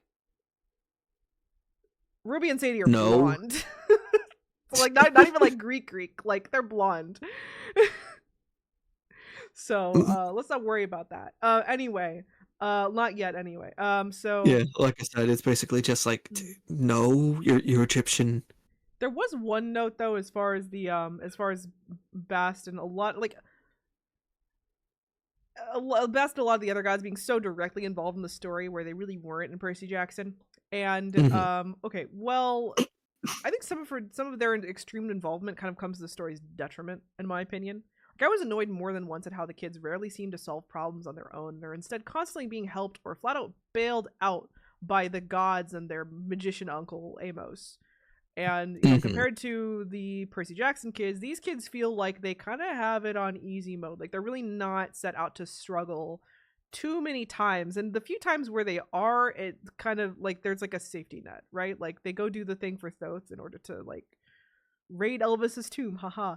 And you later find out that it was like a setup that That's the he thing. That's, just that you later found out it was a setup that he had like mhm. that he had made some shabti, some more of those like little clay servants in order to fight them and or to give them like basically a safe environment to see if they were up for it. And it's like it's kind of weak. I don't know. It's kind of weak that it feels very rare that they actually like accomplish or overcome something on their own. And so you Yeah. end up kind of torn in between feeling like some of the gods are kind of nerfed and feeling like they scaled up the problems so quickly these kids have no hope of actually being able to solve anything on their own ever. Because heck, at one point in time, they're being hunted down by basically a worldwide organization. And then immediately, Bast comes to help them and lead them. They're fine. Yeah. And but Because yeah. they just, yeah, because they go to America, and then Bast is just like, oh yeah, I'm here. No, she's Muffin. Yeah. But so this kind of contributes to the thing I was talking about earlier, which is like why the book feels kind of like toothless, a little squeaky clean. Like they've even like it's not just that they've continued to keep the tone relatively child friendly, but it almost feels like they've regressed. That they're trying to reassure you constantly that the kids are safe, they're fine, don't worry about them. And it's like I kind of want them to be not safe. I think that's more entertaining, like not even just as an adult but like as a kid. Like again, I dropped this book for the fucking Hunger Games at this time. I liked the Hunger Games way better. That was but yeah, it's like a bit of being hungry and dirty, wandering the countryside and stealing cars could have done these Kane kids some good in my opinion. End chapter note. Okay, my only chapter 10 note is just that the giant hologram fighters is incredibly anime and I do like it. This is actually where I had put the note about. I find it a bit odd Carter's less magically adept, but I guess. Oh yeah, But yeah, again, we've already yeah, talked about yeah. As I that one mentioned, plenty. Carter's the archaeologist. He should be the one that knows more of this stuff. But instead, Sadie is just Mhm. naturally gifted by Isis magic, and it's like, fine. I guess I get it, but it's a less interesting choice for sure. Yeah. Um, but honestly, moving on Oh, from there. and yeah, it's something I actually found kind of cute. In chapter 11, Sadie actually used the term coal because Carter had to correct her on that before. Because she had just said, oh yeah, the eyeliner thing. Carter was like, coal. Here she is using it properly. Perfect. Next chapter. At this point they've been Uncle Amos got, I think we skipped over that, right? Oh yeah, Yeah, oops. yeah. He went out to do a thing and got captured by Set immediately off screen. And then some guys came in and blew up the wall of their mansion, and that's And when Bast came apparently, in. yeah, and apparently the defenses were down because there's a traitor. Dun dun dun. And then Bast like ends up like trapped away from them because she's having to take care of something some goddess is up to, and they get picked up by basically the like cohort of magicians. I'm forgetting the name. Was it like the House of The House something? of Life. The House of Life.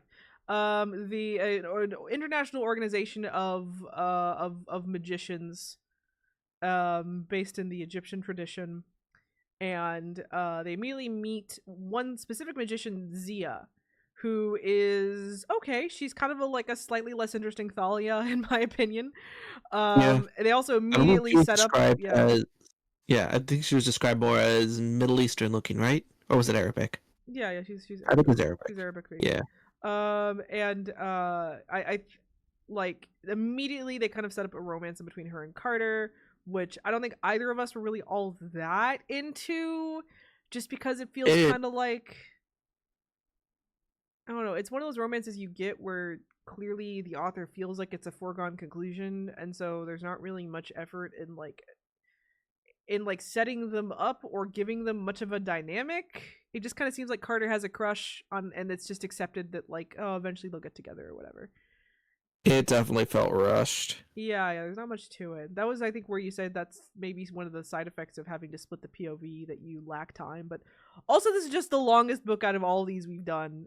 Out of all these he's done, and so it's like, well, who knows? Maybe yeah, maybe not. But Again, technically, there's still more to see it cook. Because should I say the Zia spoiler? no, we'll save it. Alrighty. But yeah. So chapter 12. We get to see the inner workings of the House of Life. We see that they kind of don't like Carter and Sadie because they don't really like commune with the gods or worship them at all anymore.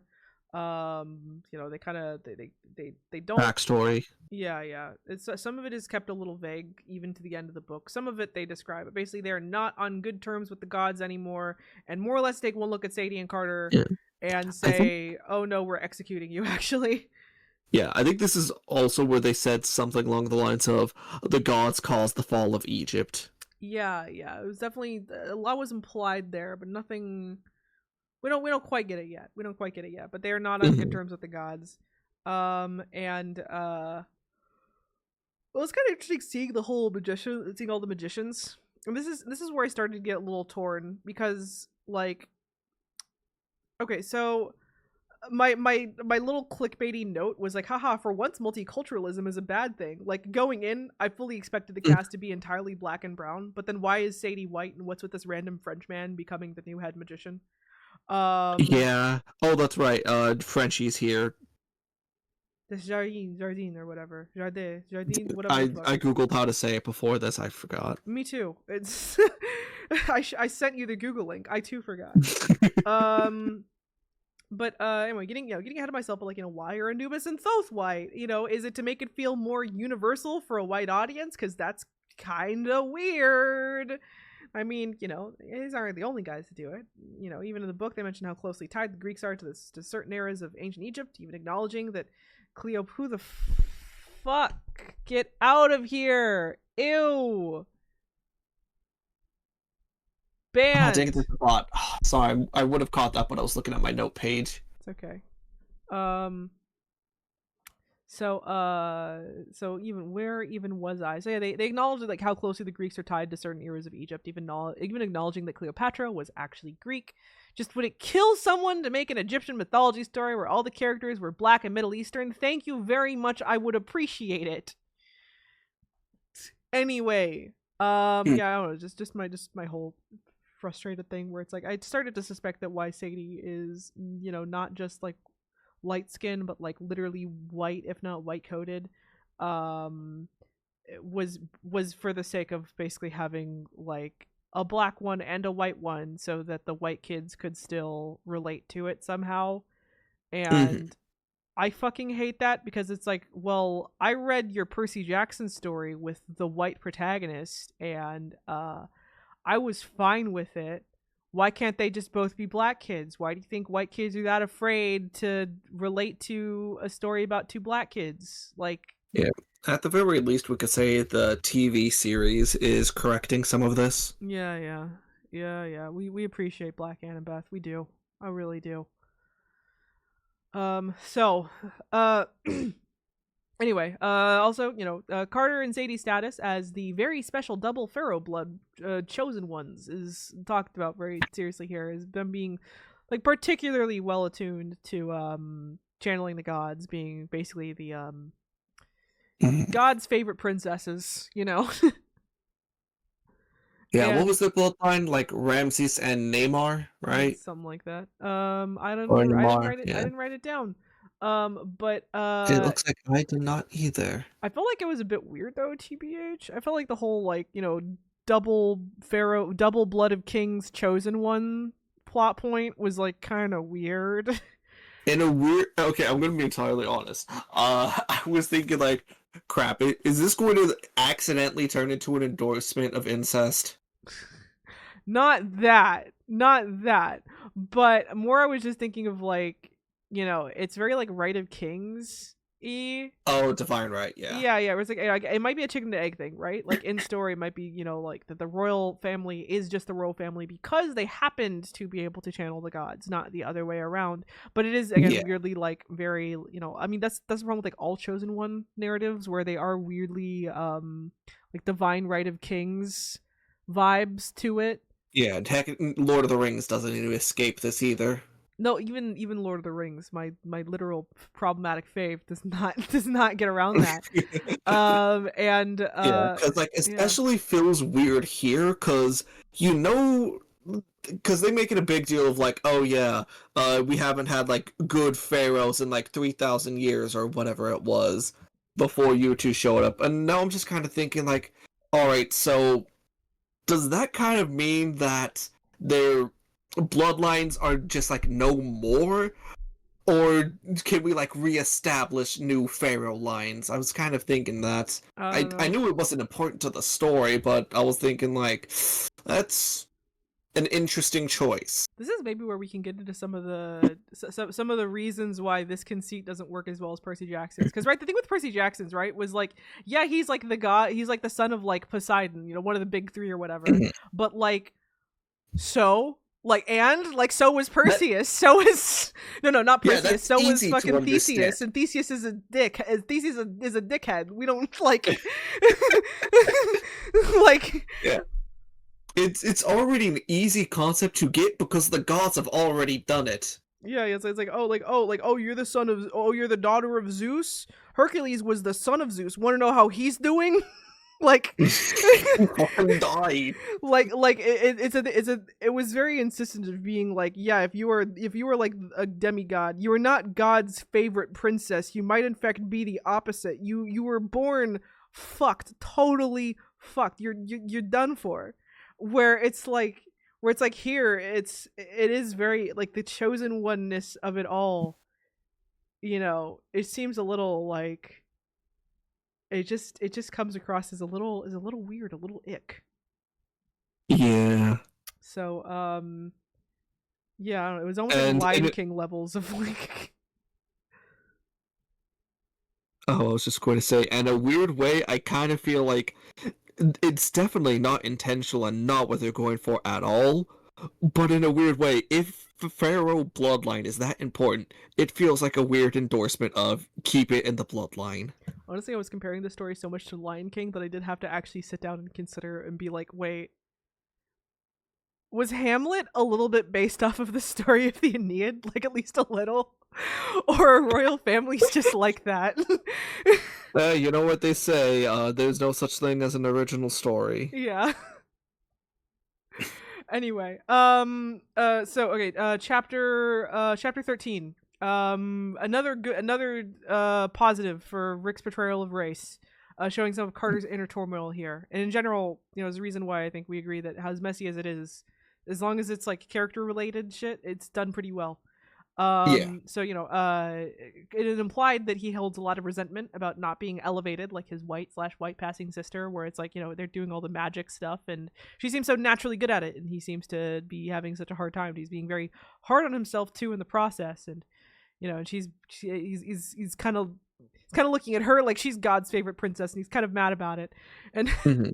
In fact, he has memories back to when his dad was saying why you gotta dress up in a suit. He got like a little memory thing of his dad's word of like, oh, you always have to look impeccable. And hold on, let me read it. You always have to look impeccable, Dad has told me, and he didn't just mean my clothes, he meant my attitude. Yeah. Though, again, I'll say this more has to do with the comparison to his sister that I'm trying to get at here. The whole like colorism thing that I was talking about earlier. She feels prioritized. She feels elevated. He does not. Yeah. I think that line I said was more of why he didn't try making it a bigger deal. Yeah, to some extent, but I kind of went over that already. Honestly, more than that, it implies that he has this strong caretaker / provider role, that he was even, it kind of even lightly implying he was an emotional support for his father. And that like, it was this chapter that had him being my favorite character because it's pretty well done, relatable, and specific enough that I'm hoping this is a result to talking to a black man, actually, because I've known a lot of black men who very heavily identify with all three of those sentiments. The idea of having to be better, to look your best, to act your best all the time, of not being elevated compared to more white passing people, even relatives of yours, and to have to be this like strong bedrock no matter what, even sometimes to your own parents. It's like, yeah, it's relatable from what I understand, from what I've experienced, from who I've been. Not a black man, but still a lot of it's applicable. Yeah. So yeah, and my Egyptian fun fact, by the way. King Tut's tomb ain't shit. Were you aware of this, Luck? That is what I was told by this book. You were just made aware of this just now? Yeah.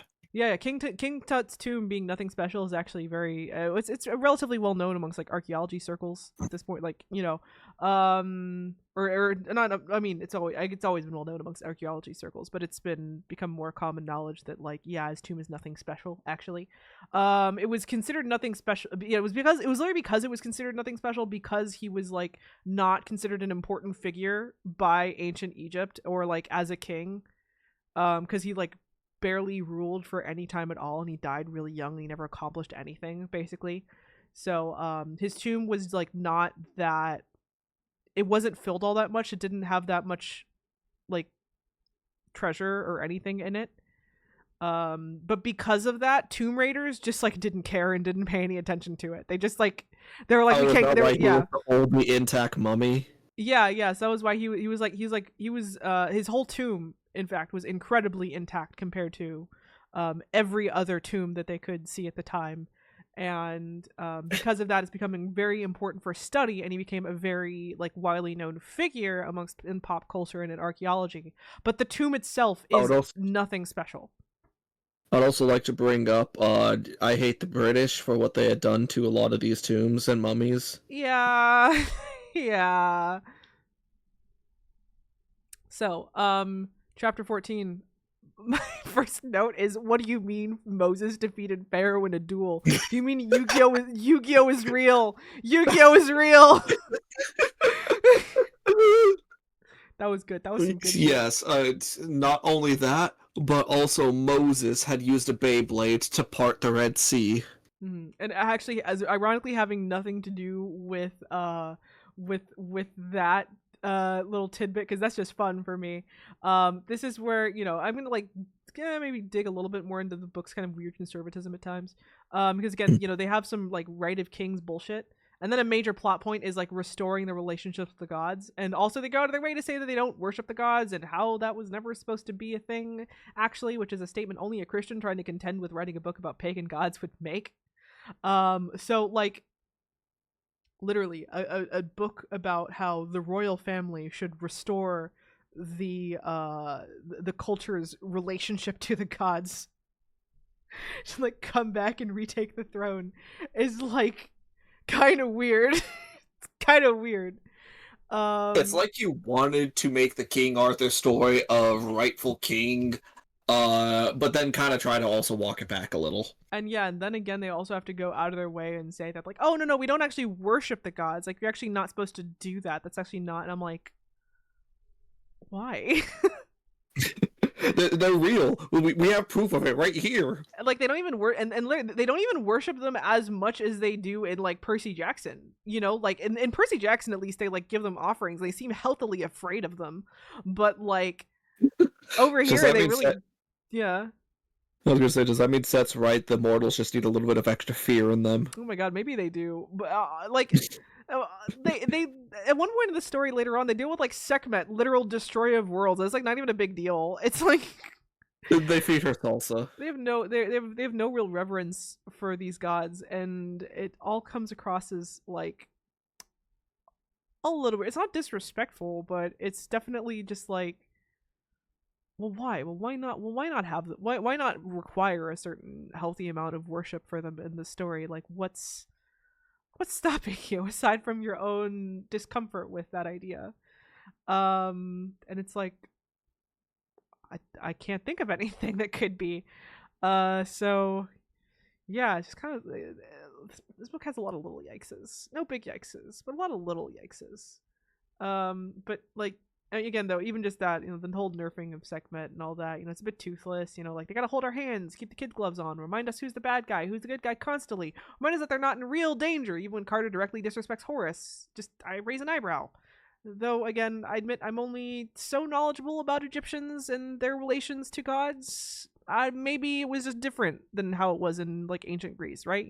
Homer's writing stories about how Poseidon is going to kill you if you aren't nice to him. Maybe they didn't do that in ancient Egypt. I don't know.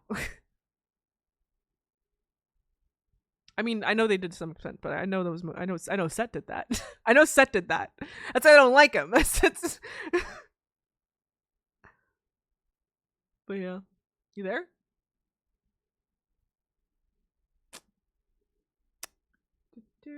Oh no. Where the fuck is Luck? Luck just disappeared on me. Luck. Well, I'm gonna leave the call and come back to it. Let's see if that helps it. Where the fuck did you go? Apologies. Nope. That was sorry. I didn't announce it. I just got a random call, and now my dog's knocking on my door again. Okay, well, I'm gonna continue. As if you never left. So, chapter 15. I think by now, right? They've left the House of Life. They're on the run. Frenchman is the new head of the magicians, head of the House of Life. Oh, by the way, old head literally died and said some ominous stuff like, Zia will help you. I've protected her enough, something like that. Oh wait, we haven't quite gotten to that point. Oh yeah, at this point, Sadie has a dream with Anubis where we find out he's a white boy, emo heartthrob. I'm okay with him being a heartthrob. I was going to say, she seems to have a bit of a crush on him. I'm not a fan. We'll get more into that later once they actually properly meet, but me neither. All the romance in this book is not very good. Going from being kind of half-baked to kind of yikes.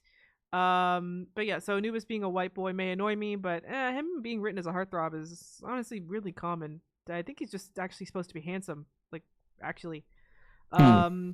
Though also they do mention here, I think this is where they really lean in and start establishing that, like, the gods, the story, the betrayal of Set. It's the same story happening time and time again. And I then had to imagine that, like, Osiris is falling for the exact same trick from Set, like, hundreds of times, and just each time is just like, oh, he's my brother, it's fine, I could trust him this time. I'm sure he didn't mean it that last time, or that other last time, or the time before that. I wish they That's elaborated on it. Might have been interesting if they actually, like, dug into it, and I was like, oh, for, Osiris, for me. I was more imagining Set just failing again and again. it seems like he succeeds each time. Actually, it seems like he succeeds every time. I mean, true. But yeah, just Osiris each time just being like, "Oh, it's fine." I'm sure he's not going to do it this time, and then he does. But again, one of those things that, it could have been interesting if they elaborated on it a bit more later. If it became a thing where you find out that Osiris, like, actually just knows each time, and that it's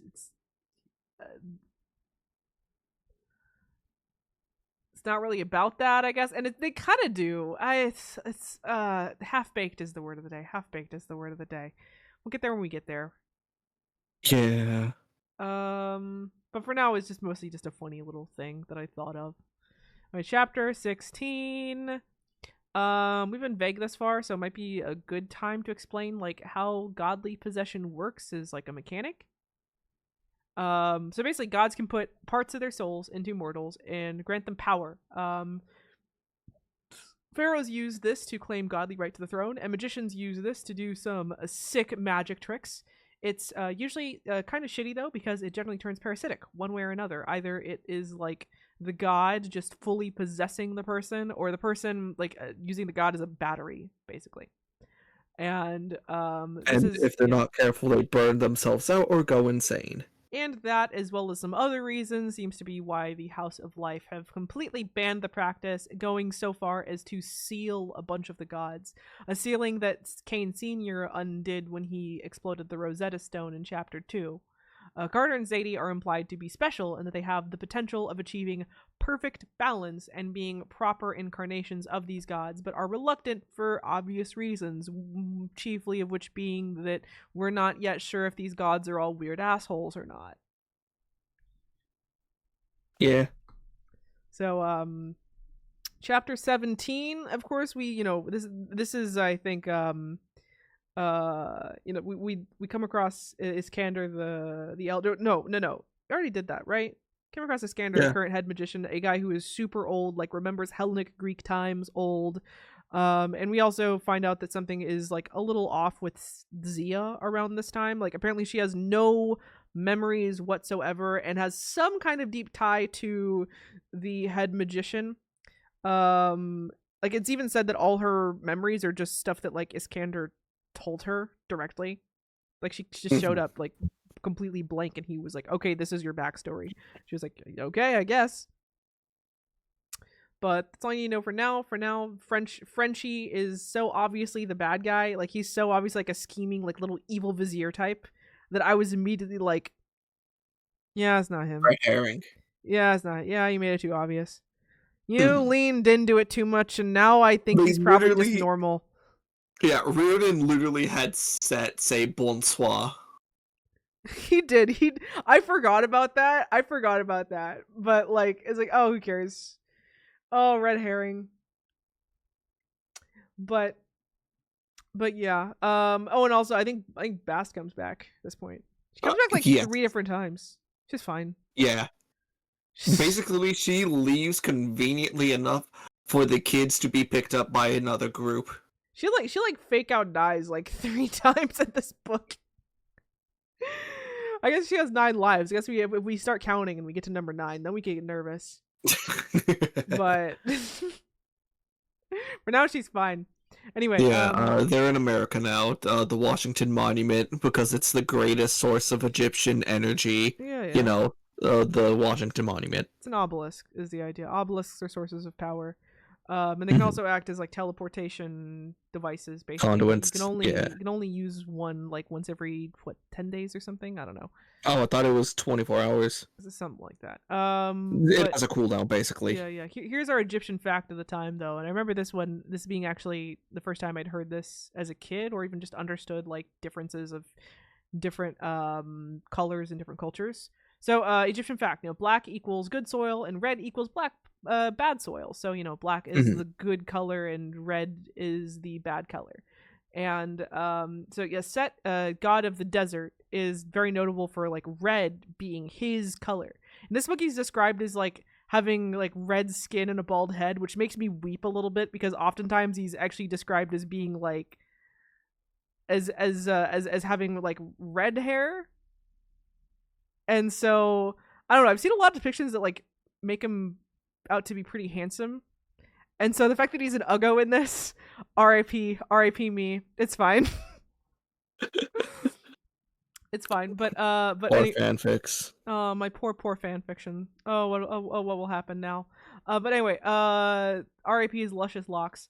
But so yeah, this does make sense in how do I say? So yeah, because he's like god of the desert sands, god of the desert storms, and the desert sand is red and it is completely infertile. That's why the association happens. But and it even like kind of makes sense in a like meta way. Like so the time in which he was ruler was like a very bad time for Egypt. A lot of famine, a lot of war, because that's basically his whole thing, right? His whole thing is soil that doesn't work and like Yeah. war. So it kind of becomes almost like a Lion King. This is where I was saying my Lion King Good king, bad king. yeah, well, not even that, but just that like Scar enters the story and his presence has a literal effect on the land. It's like, well, instead it works because that's just his power set. But poor Scar, he's just Yeah. unlucky. But yeah, works. This works well in general because rather he works well as a general because the desert is a legitimate tool of defense for Egypt, right? Yeah. It's very difficult to cross the Egyptian desert, so it kind of acts as like not quite as intense as Russian winter, but to a lesser extent, it's kind of the purpose. It's difficult to cross and therefore easily defensible. Plus, especially back during once their most active, AC was not a thing. Mm-hmm. Well, I mean, even with the AC, it's like Oh, even I know like desert attrition is still absolutely terrible. well, yeah, the AC didn't like make it easy nowadays. It's still Yeah, terrible to no, cross. it's still a great logistical feat to cross large expanses of desert, because like you're going to need a lot of water if you want to get by. Yeah, it's still incredible. I mean, And plus, the heat also can affect mechanics as well, because it can cause a lot of things to start to wear and tear quicker, as well as engines to overheat. plus the sand itself is difficult to cross for most vehicles. Like Yeah, camels are so specifically needed generally to cross the desert, and they're not I like that exactly you war bring up animals. sand. Yeah, I like that you bring up sand, because personally, I don't like it. It's coarse and Anyway, rough shut and the irritating, and fuck it gets up. everywhere. Okay, where were we? Chapter 19, I think we're on to Yeah. So now. here's a little reveal. They talk about Yeah, a little reveal. Bast was freed from Cleopatra's Needle, freeing her from a fight with something, and killing yes, Mom Kane in the process as he tried to keep the something sealed. and this all came about because apparently the House of Life knew of her and were like, "You abandoned your duty." Yeah. Bast was Bast seems to have a lot of guilt about abandoning her duty, and seems to well, again, a lot of we start to find out more about the whole sealing of the gods through her story, and a lot of it is still vague, especially even in regards to her. But we're getting breadcrumbs. We're getting breadcrumbs for now. But chapter 20, though, we have some more set breadcrumbs that go kind of nowhere. Again, we meet Newt, pronounced Newt, but the book implies nut, like Not peanut, through a few jokes. Reardon is just wrong. I don't know what to say. But Yeah. Newt insists that Set isn't evil, just acting out his part. And we're maybe supposed to understand this as part of a necessary cycle, and him being as important to the story as anyone else. But again, for now, it doesn't go anywhere, so I just kind of have to put a pin in it and hope that maybe eventually it'll go somewhere. We'll see. But chapter 21, this is when Carter gets racially profiled in an airport, and Bass saves him, acting like a rich auntie. And Gotta love how aunts. also, I like that Carter likes basketball. Honestly, especially the Lakers. It's a little stereotypical, sure, but he's such a dweeb. He needed this. Honestly, he needed something. I'm gonna spoil this now because we're not gonna bring it up ever again. The monkeys or the baboons that like basketball, they all tease Carter because he sucks at it, even though he loves it. He's just like, well, I could say all the stats at that, yeah, but you can't play, dude. Oh yes, Carter sucks at basketball because he's so poorly socialized that he never got a chance to play and with actual people, and he only understands it in intellectual terms, like knowing all the players and all the scoring, but he's completely physically incapable. I love to imagine that the only experience with basketball he has besides watching it is doing solo hoops because he doesn't have any friends that stick around. If even that. Anyway, last chapter before I go over to refill my water. So we have in chapter 22, so he fights against the Set animal whom he names Leroy. It's very funny. The Set animal is how does the book describe it? Like an anteater dog rabbit thing. It's an amalgamation of a few things. The Set animal is like an Egyptian mythology thing. Just the animal that is Set's, that is not a real thing that has any real equivalent. And according to my notes, it's also a moose. The joke is mortals just saw it as a regular moose. It was a big creature, capital C creature. And for once our hero actually gets a little hurt in the fight. And I made a note of that. This is actually a solo win as well. It is. It's one of the rare fights that I felt like actually was done pretty well, because he does not just win it scot-free. It's not even through like a funny little trick. He just goes and he just fights it, manages to I mean, still is clever about get some good hits on. Yeah. Get some good hits. And no one bails him out, and he gets a little bit hurt at the end, and I'm like, oh dang, a fight that had like stakes where no one bailed him out about it, and it felt like he was in actual danger. What a novelty. It's kind of funny. The way he actually beat it was just by pokeballing it. Oh yeah, he put it into his magical bag of holding locker.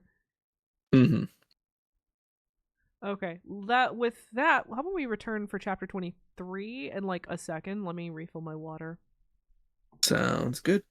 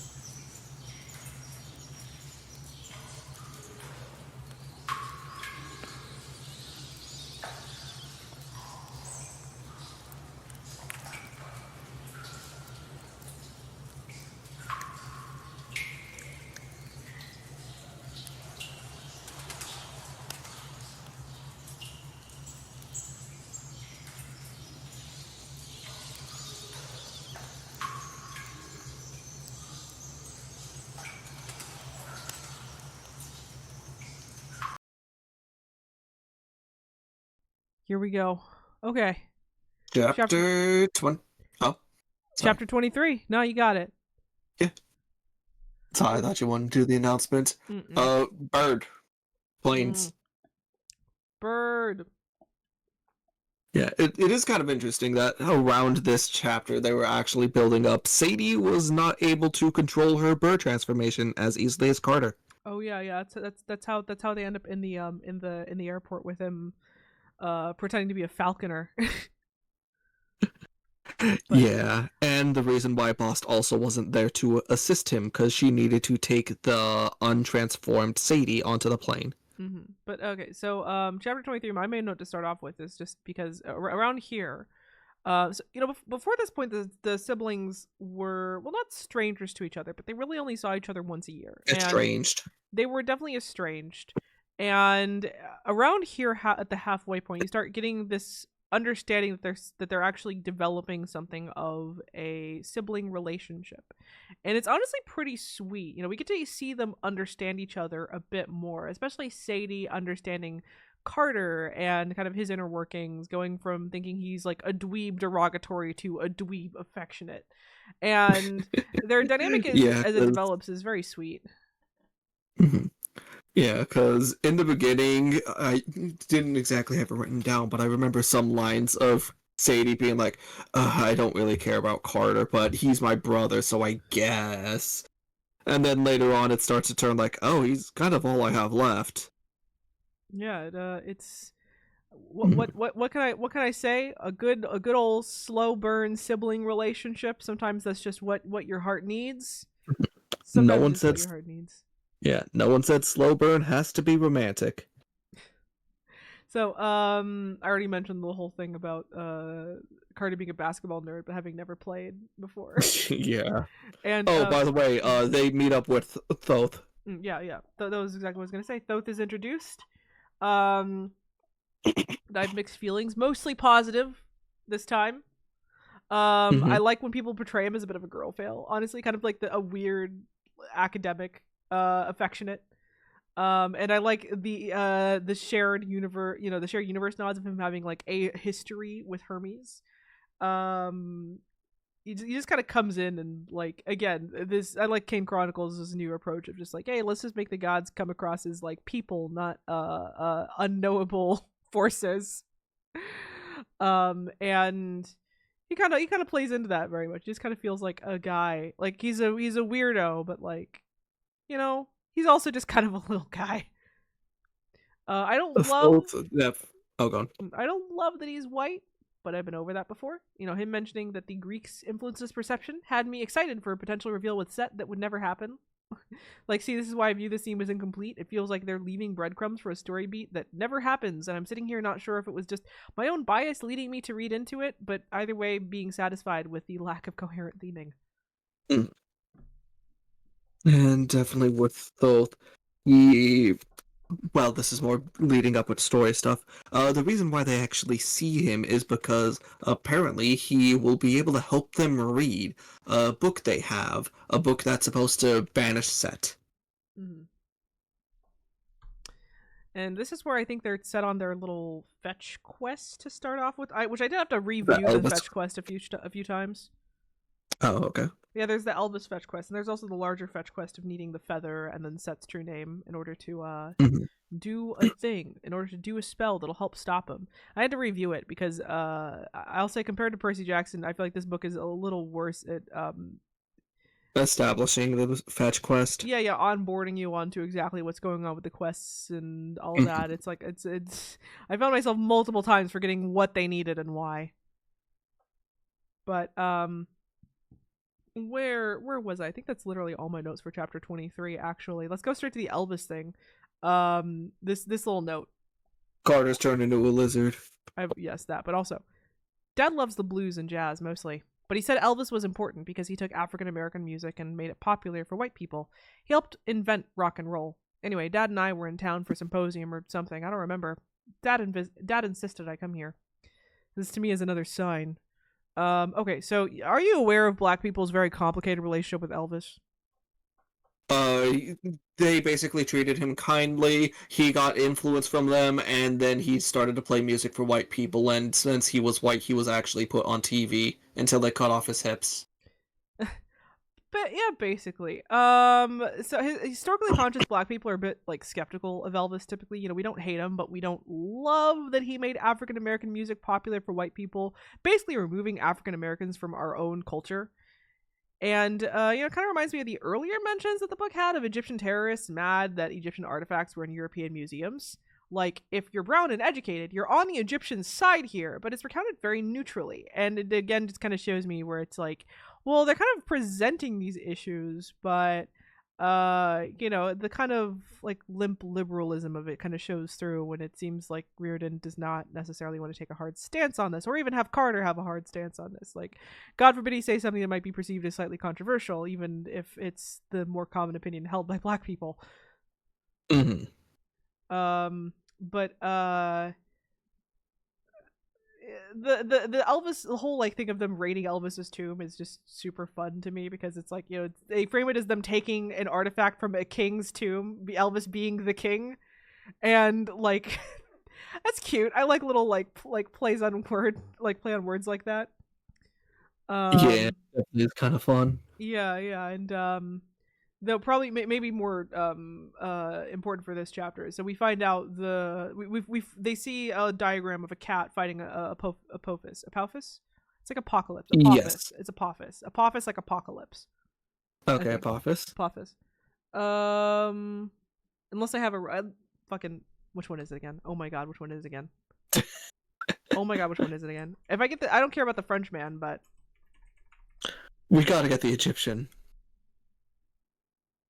Apophis. Apophis. Yeah. Okay. Okay. Oh, gotcha. Apophis. Yeah. The stream heard that one. I know. Okay, so Apophis. I had it right the first time then. Okay, so we see a cat fighting a snake, Apophis, and so this was kind of odd because they almost treat it as if it's like a bit of a reveal where Carter's like, well, archaeologists were confused about whether archaeologists were confused about whether it was Sekhmet or whether it was Bast fighting the snake. But oh my god, that looks like Muffin. And then they find out like, yeah, it was Bast fighting the snake all along. She was the one. Oh my god, she was the one. That was why she was in the needle. Oh my god. So here's the thing. Maybe at some point archaeologists were confused about Sekhmet and Bast and like which one was the one that was supposed to be fighting him in the diagram. But if they were, I couldn't find any proof of that. And so I'm not sure, I'm like legitimately not sure what Reardon is getting on about here. I'm legitimately not sure what this whole thing is going on about how like Bast and Sekhmet can get confused for one another when it's like, no. The only thing I could think of is he wanted to include Sekhmet somewhere, just so we already know that she is a thing before her reveal. I guess, but I don't know why they like this nearly feels like I've never heard anyone mention that. I've literally never heard anyone mention that anyone but Bast is the one fighting Apophis. I've never heard that. So I was so confused by it. And I did double check to be like, was there ever any confusion? I couldn't find any proof that there ever was. I don't know what he's talking about.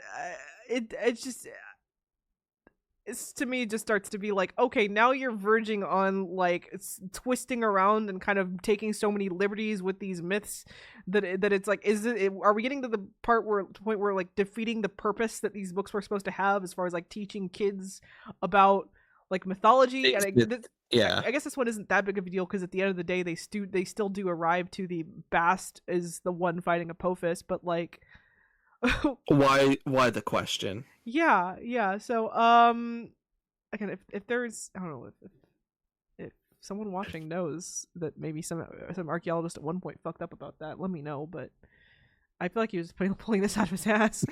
We should get J-Ben to email another professor. We should. That'd be funny. So okay, chapter 25. They turn my boy into a lizard, and he seems genuinely traumatized by it.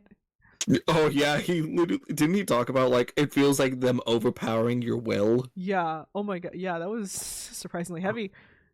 Yeah, like at first it's just like oh haha lizard brain, and then it's like oh he's that's kind of bad. Like, oh, he's not okay. Oh, poor boy's not okay. But they do make it through. We do find out that the guys were just some servants of Thoth that were sent there in order to Yeah, they're sharp tea, yeah weren't they? yeah in order to just test them and just see if they were up for the challenge or whatever. And Yeah, I roll my eyes at that, specifically but to whatever. see. Yeah, specifically it was to see if they have control over the Horus and Isis that are within them. Because Mm-hmm. Isis was saying like kill him, kill him, kill him, and then Sadie was like, nah, dude. Mm-hmm. But well, okay.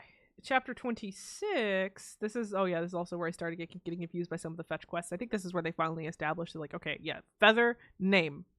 Need those two things. They need the feather of judgment from Anubis and Set's true name from Nephthys. Yes. So And also, I think they established that they need to, or in order to read the book, they need to be like in front of Set. which so Anubis's parenthood is it depends on the myth. It's generally accepted nowadays that Anubis's father is Osiris. Um and but there was confusion for a while about that. And there were assumptions that his father was actually Set. For well multiple reasons. One, the chiefly of which being that his wife is Nephthys, and Nephthys is definitely Anubis's mother. And also both dog heads, but later they're like, oh no, definitely Osiris is his father. And so the way that different myths try and approach this, different retellings try and approach this varies. Shout out to Aeneid, where Osiris just cucks Seth basically in that one. Seth, by the way, same slightly different pronunciations of the same exact name, BT dubs. But yeah, that one he just basically cucks Seth.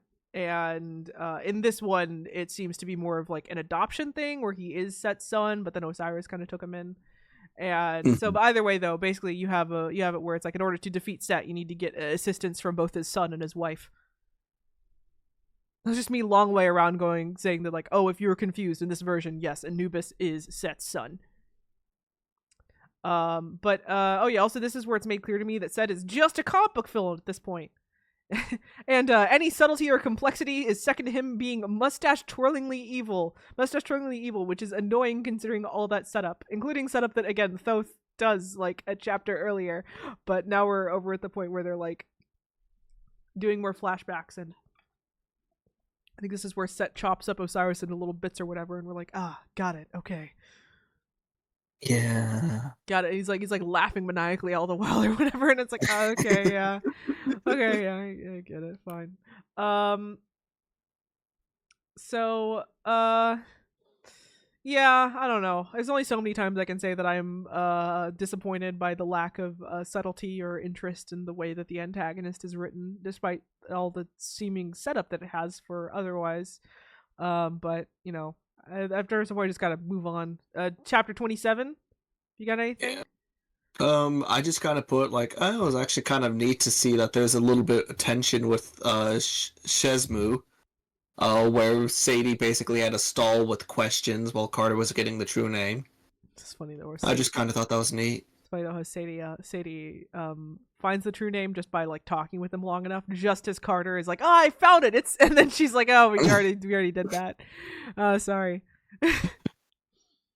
Yeah, it was kind of funny though, just because Shesmu was just like, why does everyone always know? And they established earlier, like, oh yeah, pharaohs, or actually no, it was common for people in general, I think it was, to bury themselves with books of the dead, so they had a guide, and the name was printed in the Book of the Dead. Yeah. So like that's why everyone knows, my guy. It's not a secret. It's basically like, if you die, make sure to keep your wallet on you so you could beat the angel at the gates with your ID. That's basically the equivalent. Literally, yeah. My main note for this chapter is just that, considering that PJO is canon, remember that the sun is a ball of gas a million miles away, and it's Ra's boat, and it's Apollo's stupid Corvette.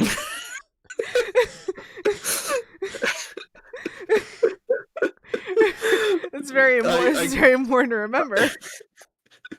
I wonder how that works. Do they have like a custody situation where it's just like first weeks of the month it's gonna be a boat? I don't know, maybe. During the trials of Apollo, it's just always boat. It's just always boat. We'll get there when we get there, because you wanted to. I bet now you're regretting a little bit just having a actually. I may even float around the question again. Are you sure you want to do each series as chunks and not break up not break these up every so often, like by going by publishing order? Or would you rather just do all the Kane Chronicles in one go, having read the first one and knowing about the quality we're in for? You know what? Let's table that for a future time, because I feel like I need to sleep on that decision. Because on the one hand, I'm of the mind of, you know what? I want to read it all in one chunk so I don't forget as much by the time I get to the next book. But on the other hand, well, basically what we've been saying for the most part of this stream is like this book is not all that good. And maybe we want to break before we go directly into book 2, so that way we don't feel like just suffering. Yeah, again, we'll confirm that at a later time. Mm-hmm. If there's any reason why join the Discord. Also keep in mind, if there's any reason why I would want to do that, it's because that would mean that I could start reading Trials of Apollo way earlier than we would otherwise. Because then we'd be breaking it up. We're going to read the Norse ones in the interim. Yeah, well, again, yeah. We would have to alternate them, but it would mean that I would get to Trials of Apollo a little sooner, so I'll take that. But yeah, this would just have us. We would do Red Pyramid, Lost Hero, Throne of Fire, Son of Neptune, Serpent's Shadow. Mm-hmm. So I'll give you until Sunday, since I'll probably I'll want to start the newest book Monday. Sounds good. Okay. Well, all right. Chapter 28. They wait. Hold on. I only have a single sentence of note. Apparently, I got lazy here. Fair. Yeah, I just wrote down. Sadie thinks Anubis is hot? Question mark? Question mark? Question mark? But also promises to listen to what Nephthys has to say, and got the feather. Okay, my first note has to do with Horus and Anubis not getting along, which would not be surprising since none of the Aeneid get along, and they're all a bunch of shitty crowns battling for the throne.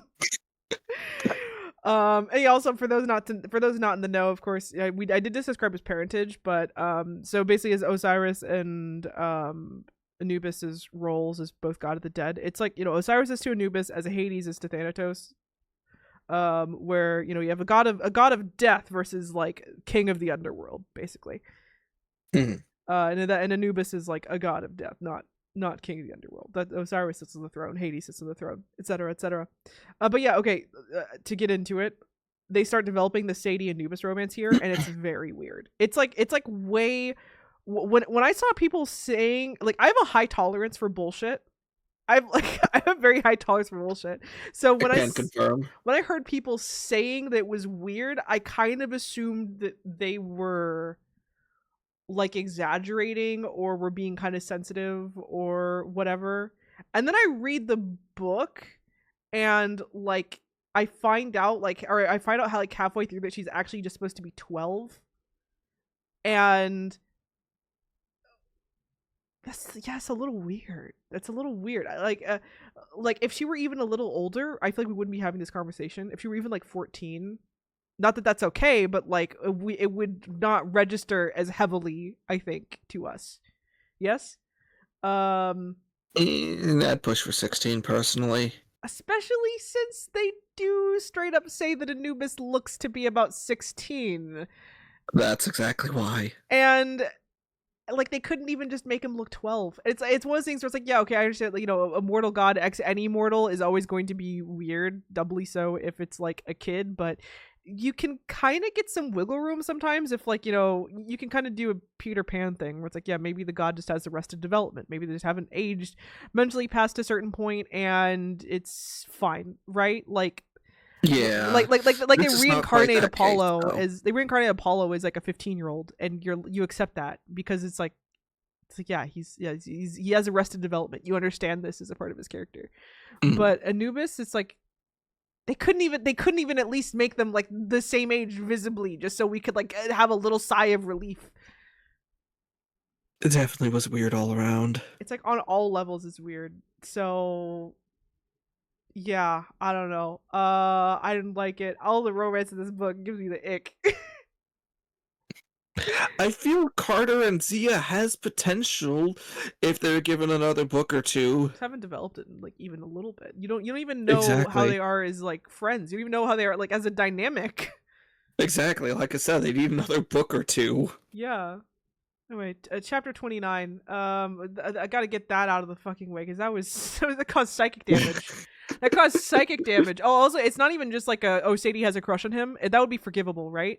He literally Mhm. says that like, what are the courting rituals from your time? You know, like a mouthy girl like you, surprised that your parents haven't married you off by this point. It's like, Oh god, I forgot I repressed that. oh no, Rick, what did you mean by that? Rick, what did you mean by that? Anyway, chapter 29. Bass. Let's talk about Bass. Let's talk about Bass. We all love Bass. We all love Bass. No issues. Hmm. She's fun. She's a fun character. At least partially, she by her presence at least partially justifies nerfing the gods here generally, because I like that she can't automatically solve all their problems, and also I think it's neat that she's like kind of a coward that has a little background arc of her finding her bravery and sticking with these kids who she clearly loves. She like calls them her kittens at one point. Very cute. And like she's definitely been traumatized due to her whole like fights with Apophis and being trapped in Cleopatra's Needle and all that. Like she definitely For has like countless ages. yeah. It's kind of in the background, but she's very clearly traumatized, and she very clearly has like some PTSD about all of that, and is like in the background you kind of see her overcome this for the sake of her kids, for the sake of these kids that she loves. And she's actually Yeah, because at yeah. first I think she plays it off as, oh yeah, I'm like oath bound, but like you could tell she cares. She's quite interesting actually, and I'm glad we have her as a character. She remains a highlight of this story for sure. Which is why I can't even be that mad that they keep on giving her fake out deaths. Which if it was like a character I didn't care about, I probably would have more exception, but it's just like, Boss is back. Didn't they? The next fake out death is the next chapter. I took a note of that. Oh yeah.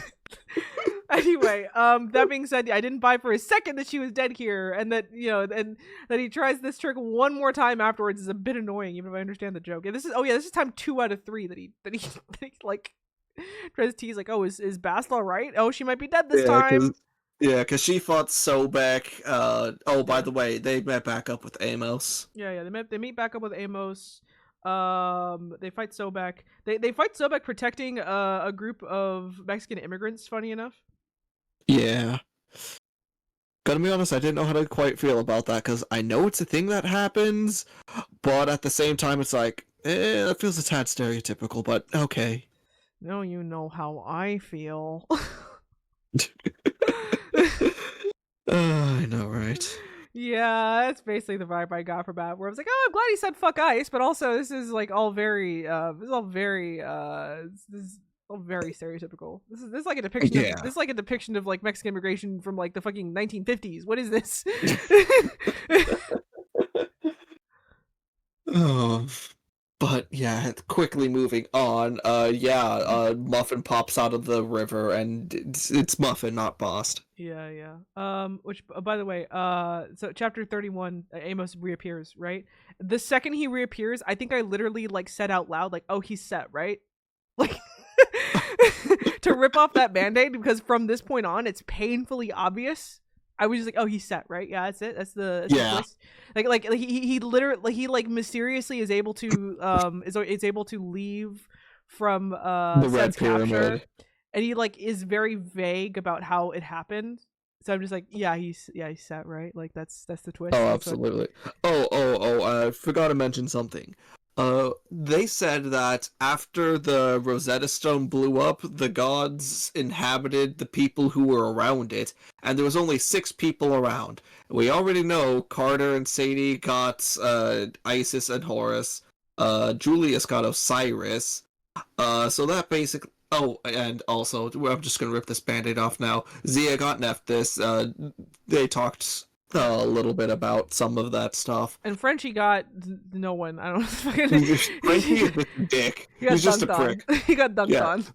Yeah, there's just 2 people left, Frenchie and Amos. Mm-hmm. And they were quick to point out, like, Frenchie might be a dick, but, like, in the vision we saw, he saved some people on the plane, so that'd be a weird set thing to do. It would.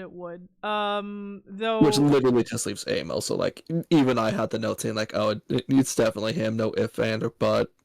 Though I'll say, if it did actually end up being Frenchie, well, it would have been like even more like eye rolling. It might have been actually interesting to see like, oh hey, what if Set did like save all those people? What then? Huh? Yeah. Then we would have to say, oh, okay, maybe there's some dimensions and layers to some of his thinking and actions. It's like, no. Which we did not get. No. Anyway, Amos being Set is so fucking obvious. The book admits it late, like it's obvious later this very chapter. And also, like, he's their uncle, which is also another clue because Set is Horus's uncle in like a lot of tellings of the myth, not his brother. Mm-hmm. Also this dialogue between Geb and Carter, I think. Yeah. Set is more than he appears, Geb said. He is our flesh and blood. Not mine, said Carter. No. Are you sure about that? It's like, oh yeah, this exact they basically had the exact like a similar conversation with Newt, but this is much more like on the nose. And so like yeah, this is more breadcrumbs for something that kind of won't amount to anything again, because it turns out this was just supposed to be foreshadowing for the literal reveal, where when I read it, I kind of tried to take it as like a double confirmation that we weren't supposed to think that Set was bad as we were told, because hey, Set is still family. But no, it's just it's just a literal reveal that literally Set is family. Yeah, lame. I mean that's what I was hoping on too. I was kind of hoping it was going to be similar to Percy Jackson, where it's just like, I mean, you can understand the actions of people acting upon family matters. No. Set does the whole actions because he's a stupid asshole that got tricked. That's it. It's like one of his demon generals just like, why don't you try this, sire? And he's like, sure. I was like, yeah, why not? You stroked my ego minorly. I'll do it. Yeah. So chapter 32, also more obvious shit, because Amos summons a desert storm as part of his power to fight Sekhmet. And I'm like, yeah, there it is. Doesn't Zia even point it out? She's like, he just did the thing. He did the thing. Didn't you see? That's Set's thing. And Carter was like, no, I don't think so.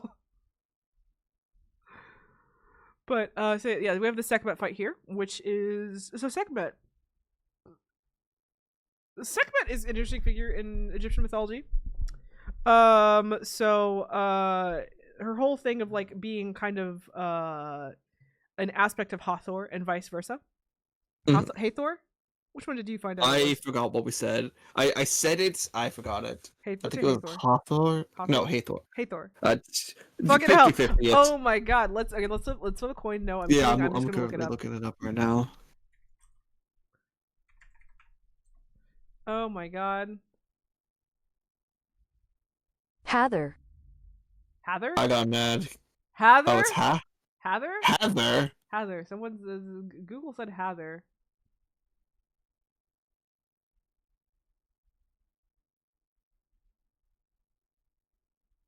Hather.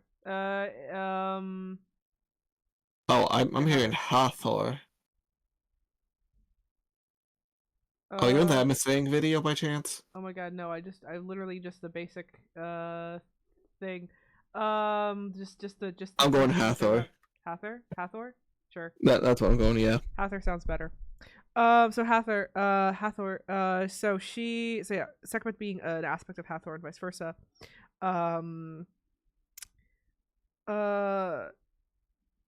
So I know you've seen Castlevania Nocturne with me, so you know a little bit about Sekhmet. Yes. She's goddess of war, goddess of medicine. I don't know if you saw you saw the OSP playlist, so you got to see that her whole thing is that at one point she just kind of goes a little like bloodlust crazy, and they're able to sate her with a bunch of wine that they dye red. Yeah. To say it's the blood of her enemies. That's how they defeat her here, except they make it salsa. They have it be salsa because God forbid wine, God forbid alcohol appear in this series. Exactly. They at least bring up wine, but they change what they do. Yeah.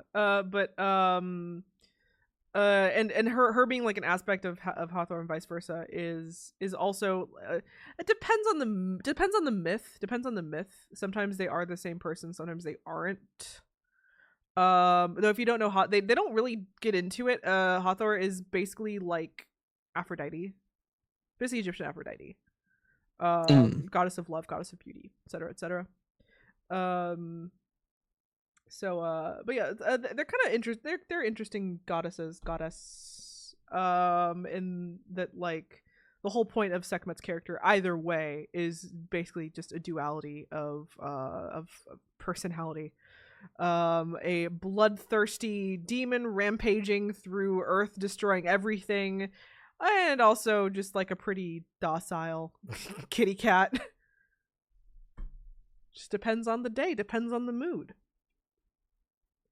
Them being able to defeat her so easily, it's definitely a little bit like disappointing.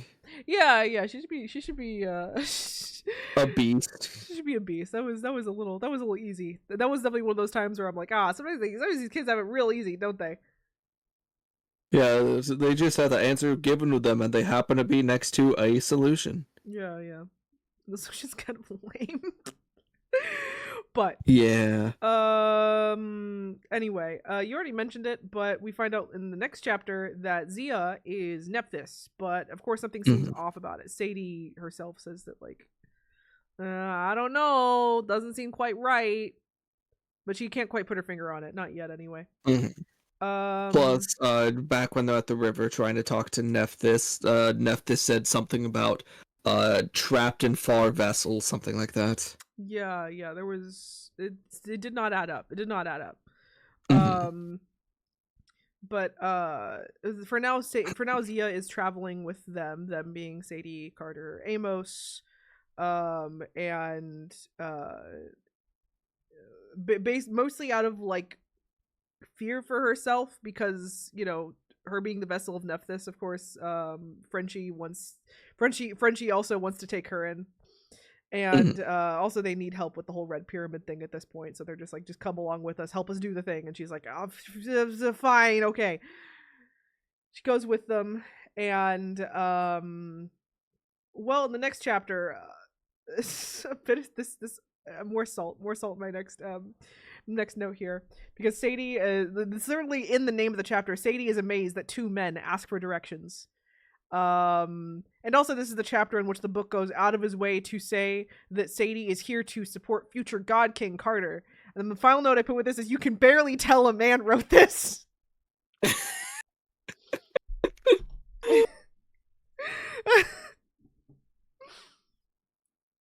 That's it. Those are all my notes for chapter 35. I'm gonna be honest, I kind of just skipped over chapter 35. It's fine. Sure. Only note I have is just give the name already.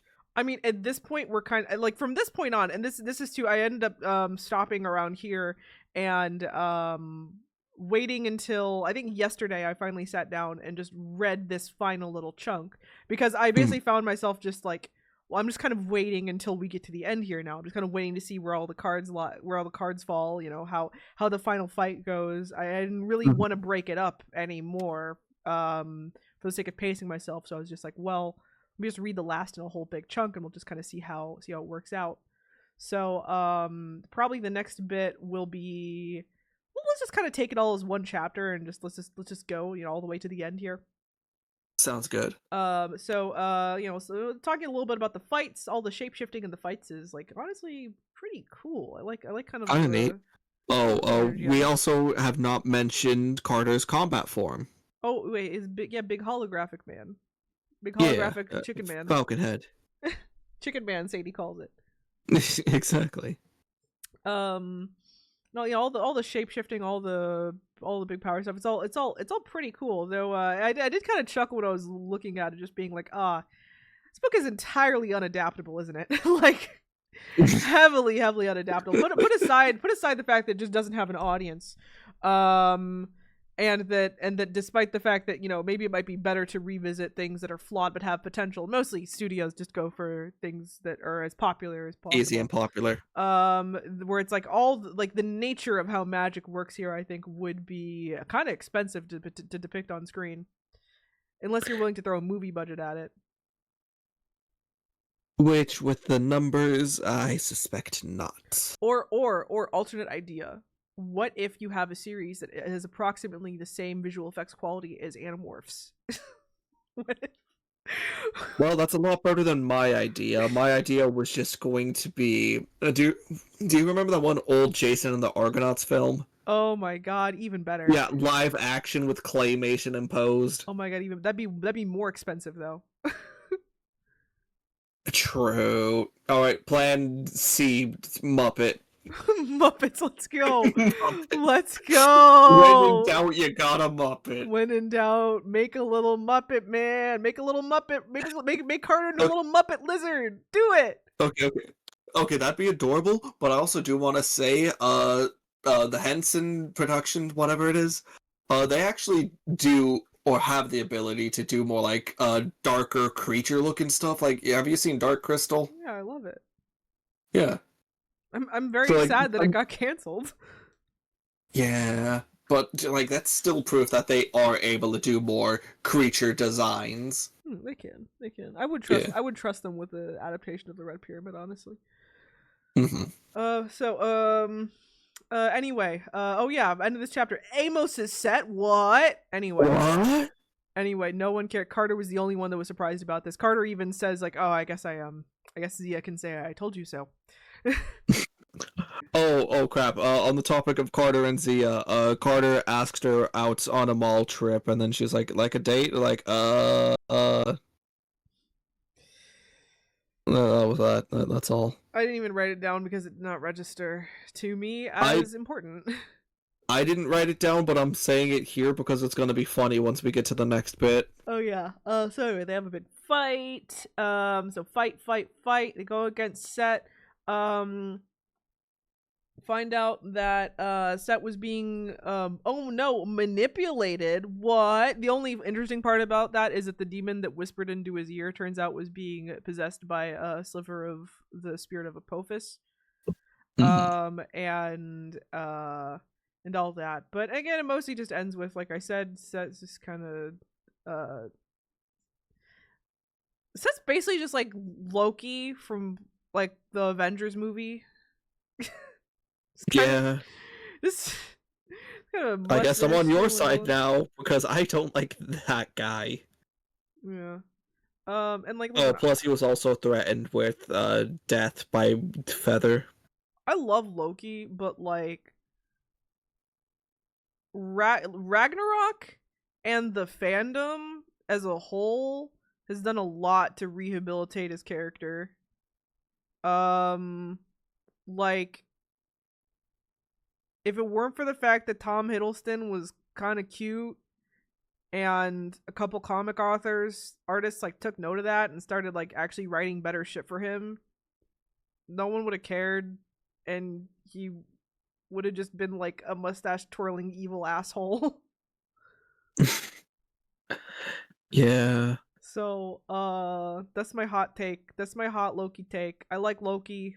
Your hot take is he got pretty privileged to the point he got a complex character. Yeah, I like Loki, but honestly, even Loki in the Thor movie is pretty decent, in that he's doing like, this is where I'll actually genuinely compare him to Set, where it's like I think he's kind of in that one. It's very Shakespearean, that movie. They even chose like a director familiar with Shakespeare in order to adapt it, and it's very much feels like he's kind of fulfilling this role, that he kind of knows his part in this and he's going forward and doing it like that.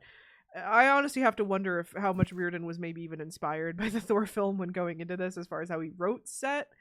Because I can definitely see some of the crumbs here, but it is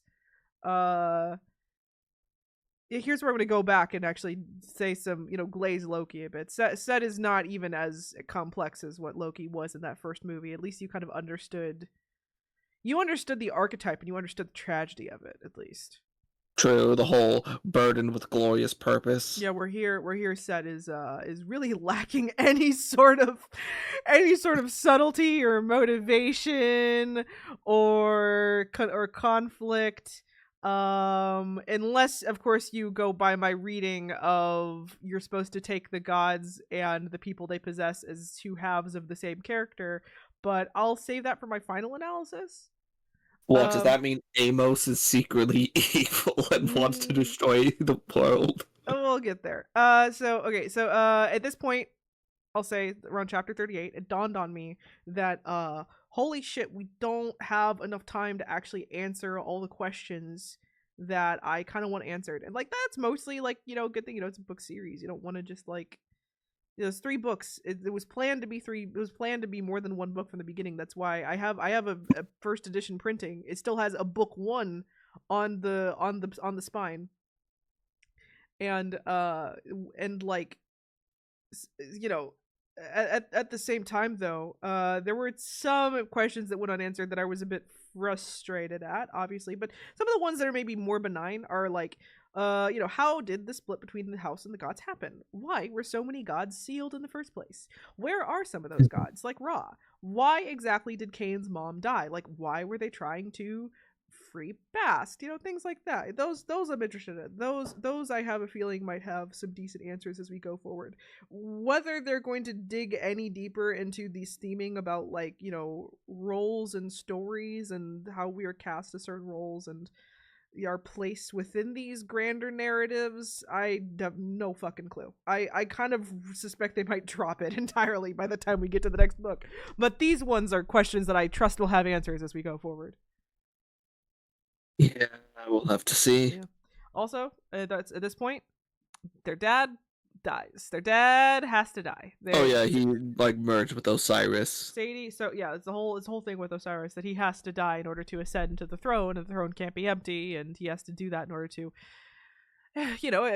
take the power he needs to in order to prepare for the upcoming war. And it's honestly pretty tragic. Another one of them bittersweet Rick endings. Yeah, I did kind of like that. I did too. I really did too. And and to nerf themselves for the next book, the kids cast off their gods. Mm-hmm. But more on this though, this is kind of the one place where they touch on that theme in a way that I think is kind of effective, where it really seems like a foregone conclusion, or at least their father believes so. This idea that, like, yeah, he kind of knew where this was headed. He went forward because he hoped it would also, in the process, get him a shot at being able to see his wife again. But he knew that, like, yeah, he had to fall for the trick. He had to do the thing in order to fulfill the cycle. It was his place in the narrative. And while he doesn't, he's still sad that his kids were kind of left in the dire straits. Yeah, but at the same time, it kind of does feed into this. Like, yeah, he didn't just fall for it because he's an idiot. He knew what he was heading into, but it was how the story is just an idiot. It was how the story went. It was how the story was supposed to go. So he followed his place in the script, regardless of whether it hurt in some ways, hoping that it might be able to work itself out. And that, I think, is kind of interesting. So I honestly do kind of agree with that. It's kind of, what's the phrase? Deterministic, I think, is the thing, right? Deeply deterministic. Yeah. For sure. And so next 2 things that happen. 1, they decide to show mercy on Set and instead acquire him as a summon. And then the other funny thing, oh no, Zia's a Shabti. Zia was a clay doll the whole time. She was a Shabti. She was She was a Shabti made by Iskander in order to protect the actual Zia after she got possessed by Nephthys, which means, of course, that Carter never actually has spoken to the real Zia once, which means all the development of that romance was worthless, as little development as there was. Yeah, And I yeah, will say this: they're trying to tee things up for like, oh, maybe it's still gonna be the same because the shop tea just is like she would like a date with you still, something like that. something like that. Yeah, sure, whatever. I don't fucking care. You know, like, so yeah, which, okay, she doesn't do any things we understand of Shabti, right? She seems completely unique. They may be only a bit aware of the fact that she is one at all, right? Like, most Shabti seem to know that they're Shabti, and also there's like a kind of background thing where a lot of Shabti really want to murder their owners for some reason. She doesn't seem to show any of that. She doesn't seem to show any uh Murderous intent. no murderous intent, no She doesn't even yeah. react to the name Doughboy when it's said. But you know, whenever books do this kind of thing, though, whenever they do the thing where it's like this character we thought we knew was actually a fake, and now we have to actually meet the real version of the character, I'm always frustrated because basically the real Zia, when we meet her in book 2, will be a completely new character that we have no familiarity with at all. The book even like kind of says so directly, you know, but it tries to present this as like an interesting development instead of what it actually is, a waste of our time. It's just a rug pull for the sake of adding a question for a future time. Literally, it's cheap. It's very cheap, and it's not. Bull. Give me my fucking money back. Especially me, I actually had to buy the book. I paid $5 for a used copy. I would actually care that much, but still. I think I paid 10. Yeah, I paid 10. Do you get like a digital copy? Nah, physical. Oh yeah, yeah. Oh, so I got a paperback, that's why. okay. But yeah, it's also, yeah, over around here they surrender to godly guests, and yeah, whatever. By this point, I was just like arms crossed, being like, well, at least it's over. And nothing was satisfying the way it ended, but like at least we got some answers to some things. Anyway, they go back to the they go back to the mansion with Uncle Amos, who is incredibly traumatized by this whole experience. um like he seems actually profoundly depressed. It's not until a couple days Yeah. later that he's able to kind of put himself together, you know, gets his braids redid. It's real nice.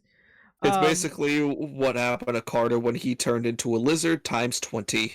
Literally, yeah. So, but a cute thing that happens at the beginning that I took a note of was that they come back and Khufu the baboon has like tried to clean up the place as best as he could because the place is like pretty much wrecked, and he even like prepared like little like nests, little like blanket nests for each of them, and that was just so sweet. I'm like, oh my god, I would die for you. Actually, I think Cuckoo, you're a great baboon. that I'm was so trying to sweet. put respect on you by calling you a baboon instead of the joke I always do and call every great ape a monkey. He's not a monkey. He's a baboon.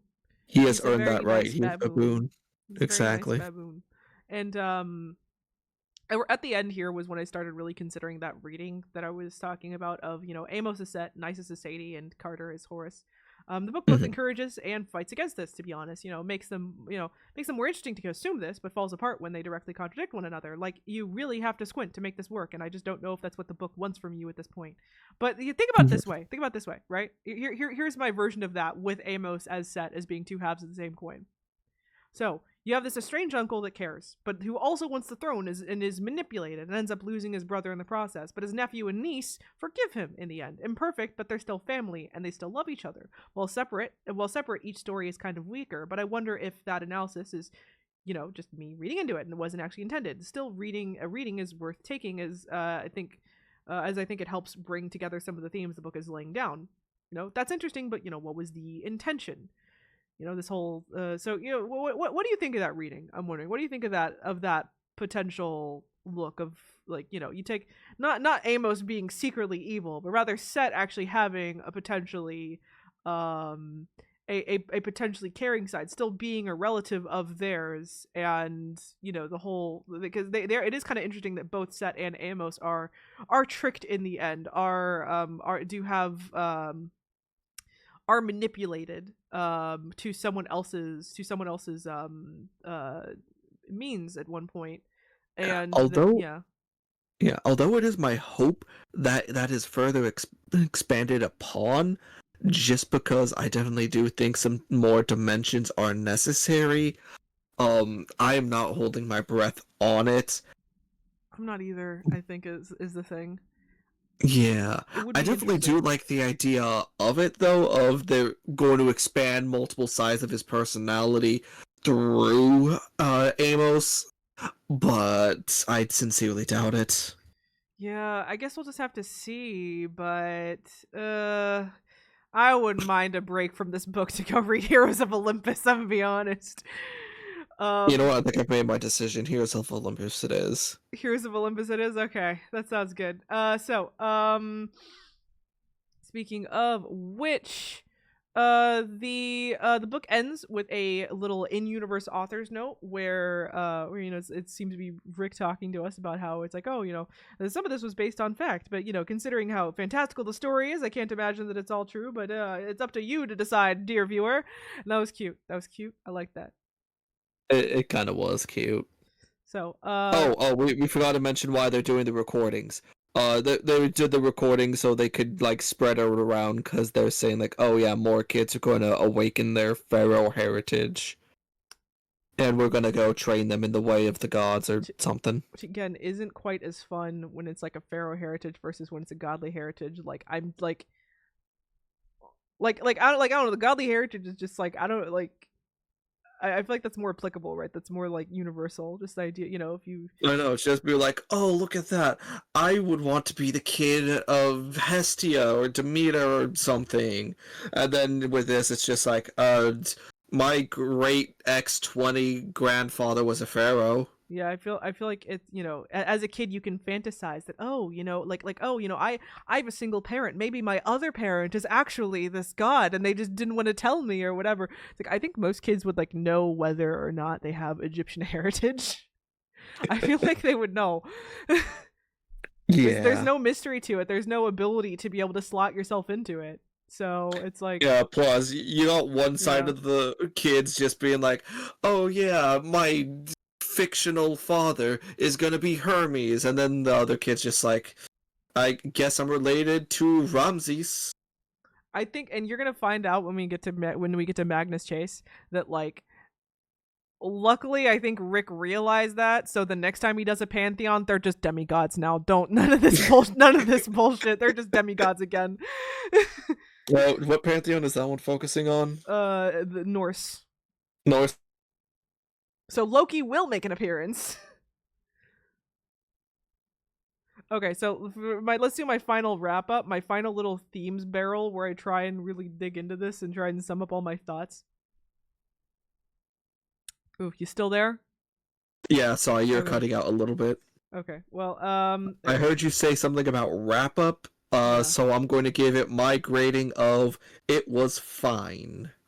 Well, I got my themes barrel here, my final analysis. So let me dig into Oh, that. okay. And also, yes, it was fine. This is my final word, I think. But okay. So, the themes barrel. I basically came up with one big theme, which is a shame because that one big theme was kind of poorly done.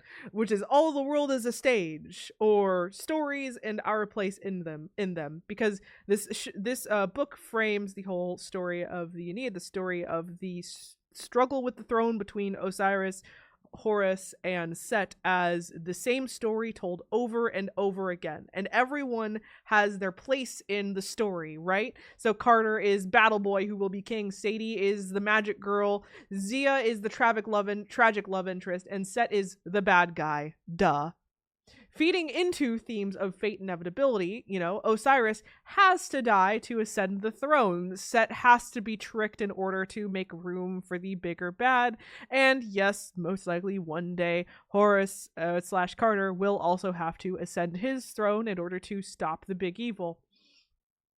And though the one way that kind of causes a bit of friction, though, is that it kind of has this side effect of making Set completely fucking worthless as an antagonist. because, well, or at least very inconsistent, because like on one level, yes, he has nearly no motivation, nearly no actual place in the story outside of his structural role, which is weak as fuck, but the story does not do what you would expect it to do in order to make up for that by giving him some amount of complexity, or even allowing him to have an opinion about the fact that he seems to have been typecast. Instead, he seems completely unaware and is mostly, as I've said many times, a stupid asshole who gets tricked and does a bunch of evil shit for mostly fun. Like, unless you apply that reading that you're supposed to take this as a retelling of the old myth and kind of combine the characters of Amos and Set and are supposed to understand him as, you know, family, complicated, but still family, whom they love and whom they will forgive, you know, it doesn't really, he doesn't really work as a character. You know, it also doesn't help that I made the mistake of watching Sandman season 2 around when I was finishing this book, and this is where we're going to bring in two different pieces of media that I think do this kind of theme a little better. And Of course, of course. here's the thing. Sandman season 2 is not like that good. It's like okay. Sandman has its problems. I think sometimes it can get a little preachy. I think sometimes it can get too into its themes and then can fail to create a story that is actually well constructed and like makes sense. But like, you know, Sandman does still talk a lot about the nature of storytelling and fate, and while a lot of it feels kind of stupid and contrived, at least it is able to make this feel like a complete intentional theming, and that it does actually bother to sit down and, you know, explore it wholly and allow the characters to have their little meta moments of, you know, talking about it and explaining it a bit, and at least up to their own understanding. And another one that involves like a lot of gods, so they understand quite a bit, but then again, so does this one, and they don't seem to understand shit.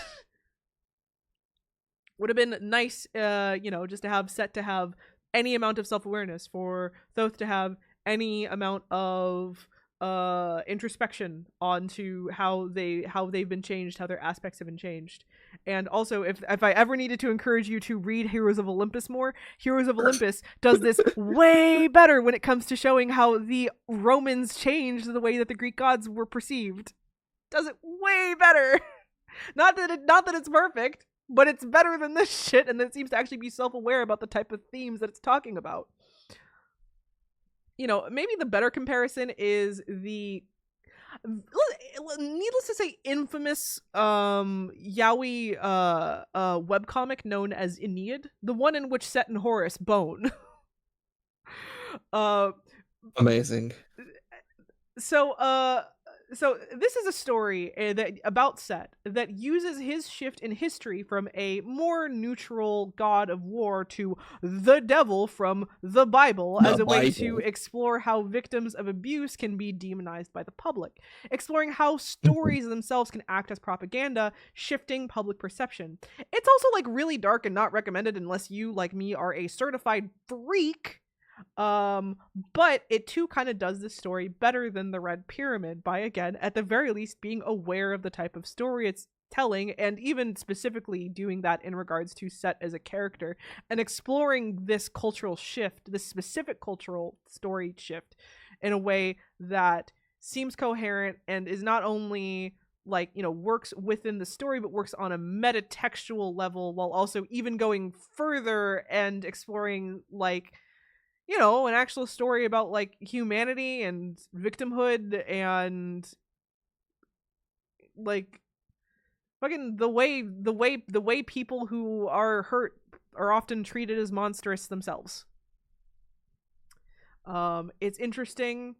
And if it is the type of, I mean, I can't get into the whole warning list right here, but like if it's the type, if you know, do your research. If you think it's the type of shit that you like, you know, then be my guest. You might have a good time. But I know a lot of people who read it and fucking hate it. So apparently the tags are as long as the book itself. Well, at least with a description like that. But anyway, so Red Pyramid presents these ideas, but over its 515 or so pages, it can't really do much with them. Like, I can read in that you're supposed to understand Set and Amos is structurally the same, despite other elements implying that's not the case, and make it more interesting, but it's up in the air how much of that was ever intentional. Most of the themes lack any decent follow-through, and remain as subtext at best. you're left to just assume that they'll get to it in later books. But for now, I mean, I understand why I stopped reading here and never picked up the second as a kid. It feels like it's wasted your time. So I guess I'm curious to see if future books will manage to do anything with all of this, and if me dropping it was a mistake, or if this is, obscure for a reason. And I will say this, I'm not exactly holding out hope. Well, I guess I'm at the very least, we're still gonna read the second one. We'll get to it, And but eventually.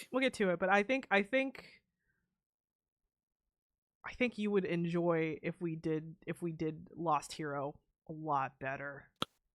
I'll trust your judgment on that. I think Lost enjoy it a Hero lot it better. is. Yeah. Okay. So we're gonna do a lot. Which keep in mind, in that case, that means I have to immediately do another new stream layout. Um, I'm so sorry. it's okay. It's okay. But like I too want to do. I too would rather do Lost Hero. So don't worry about it. But in that case, we can we set a tentative date? These dates are subject to change based off of whatever, but we can set a tentative date to September 5th. Sounds good. Lost Hero, we will be back. Go read that book. Go enjoy that book.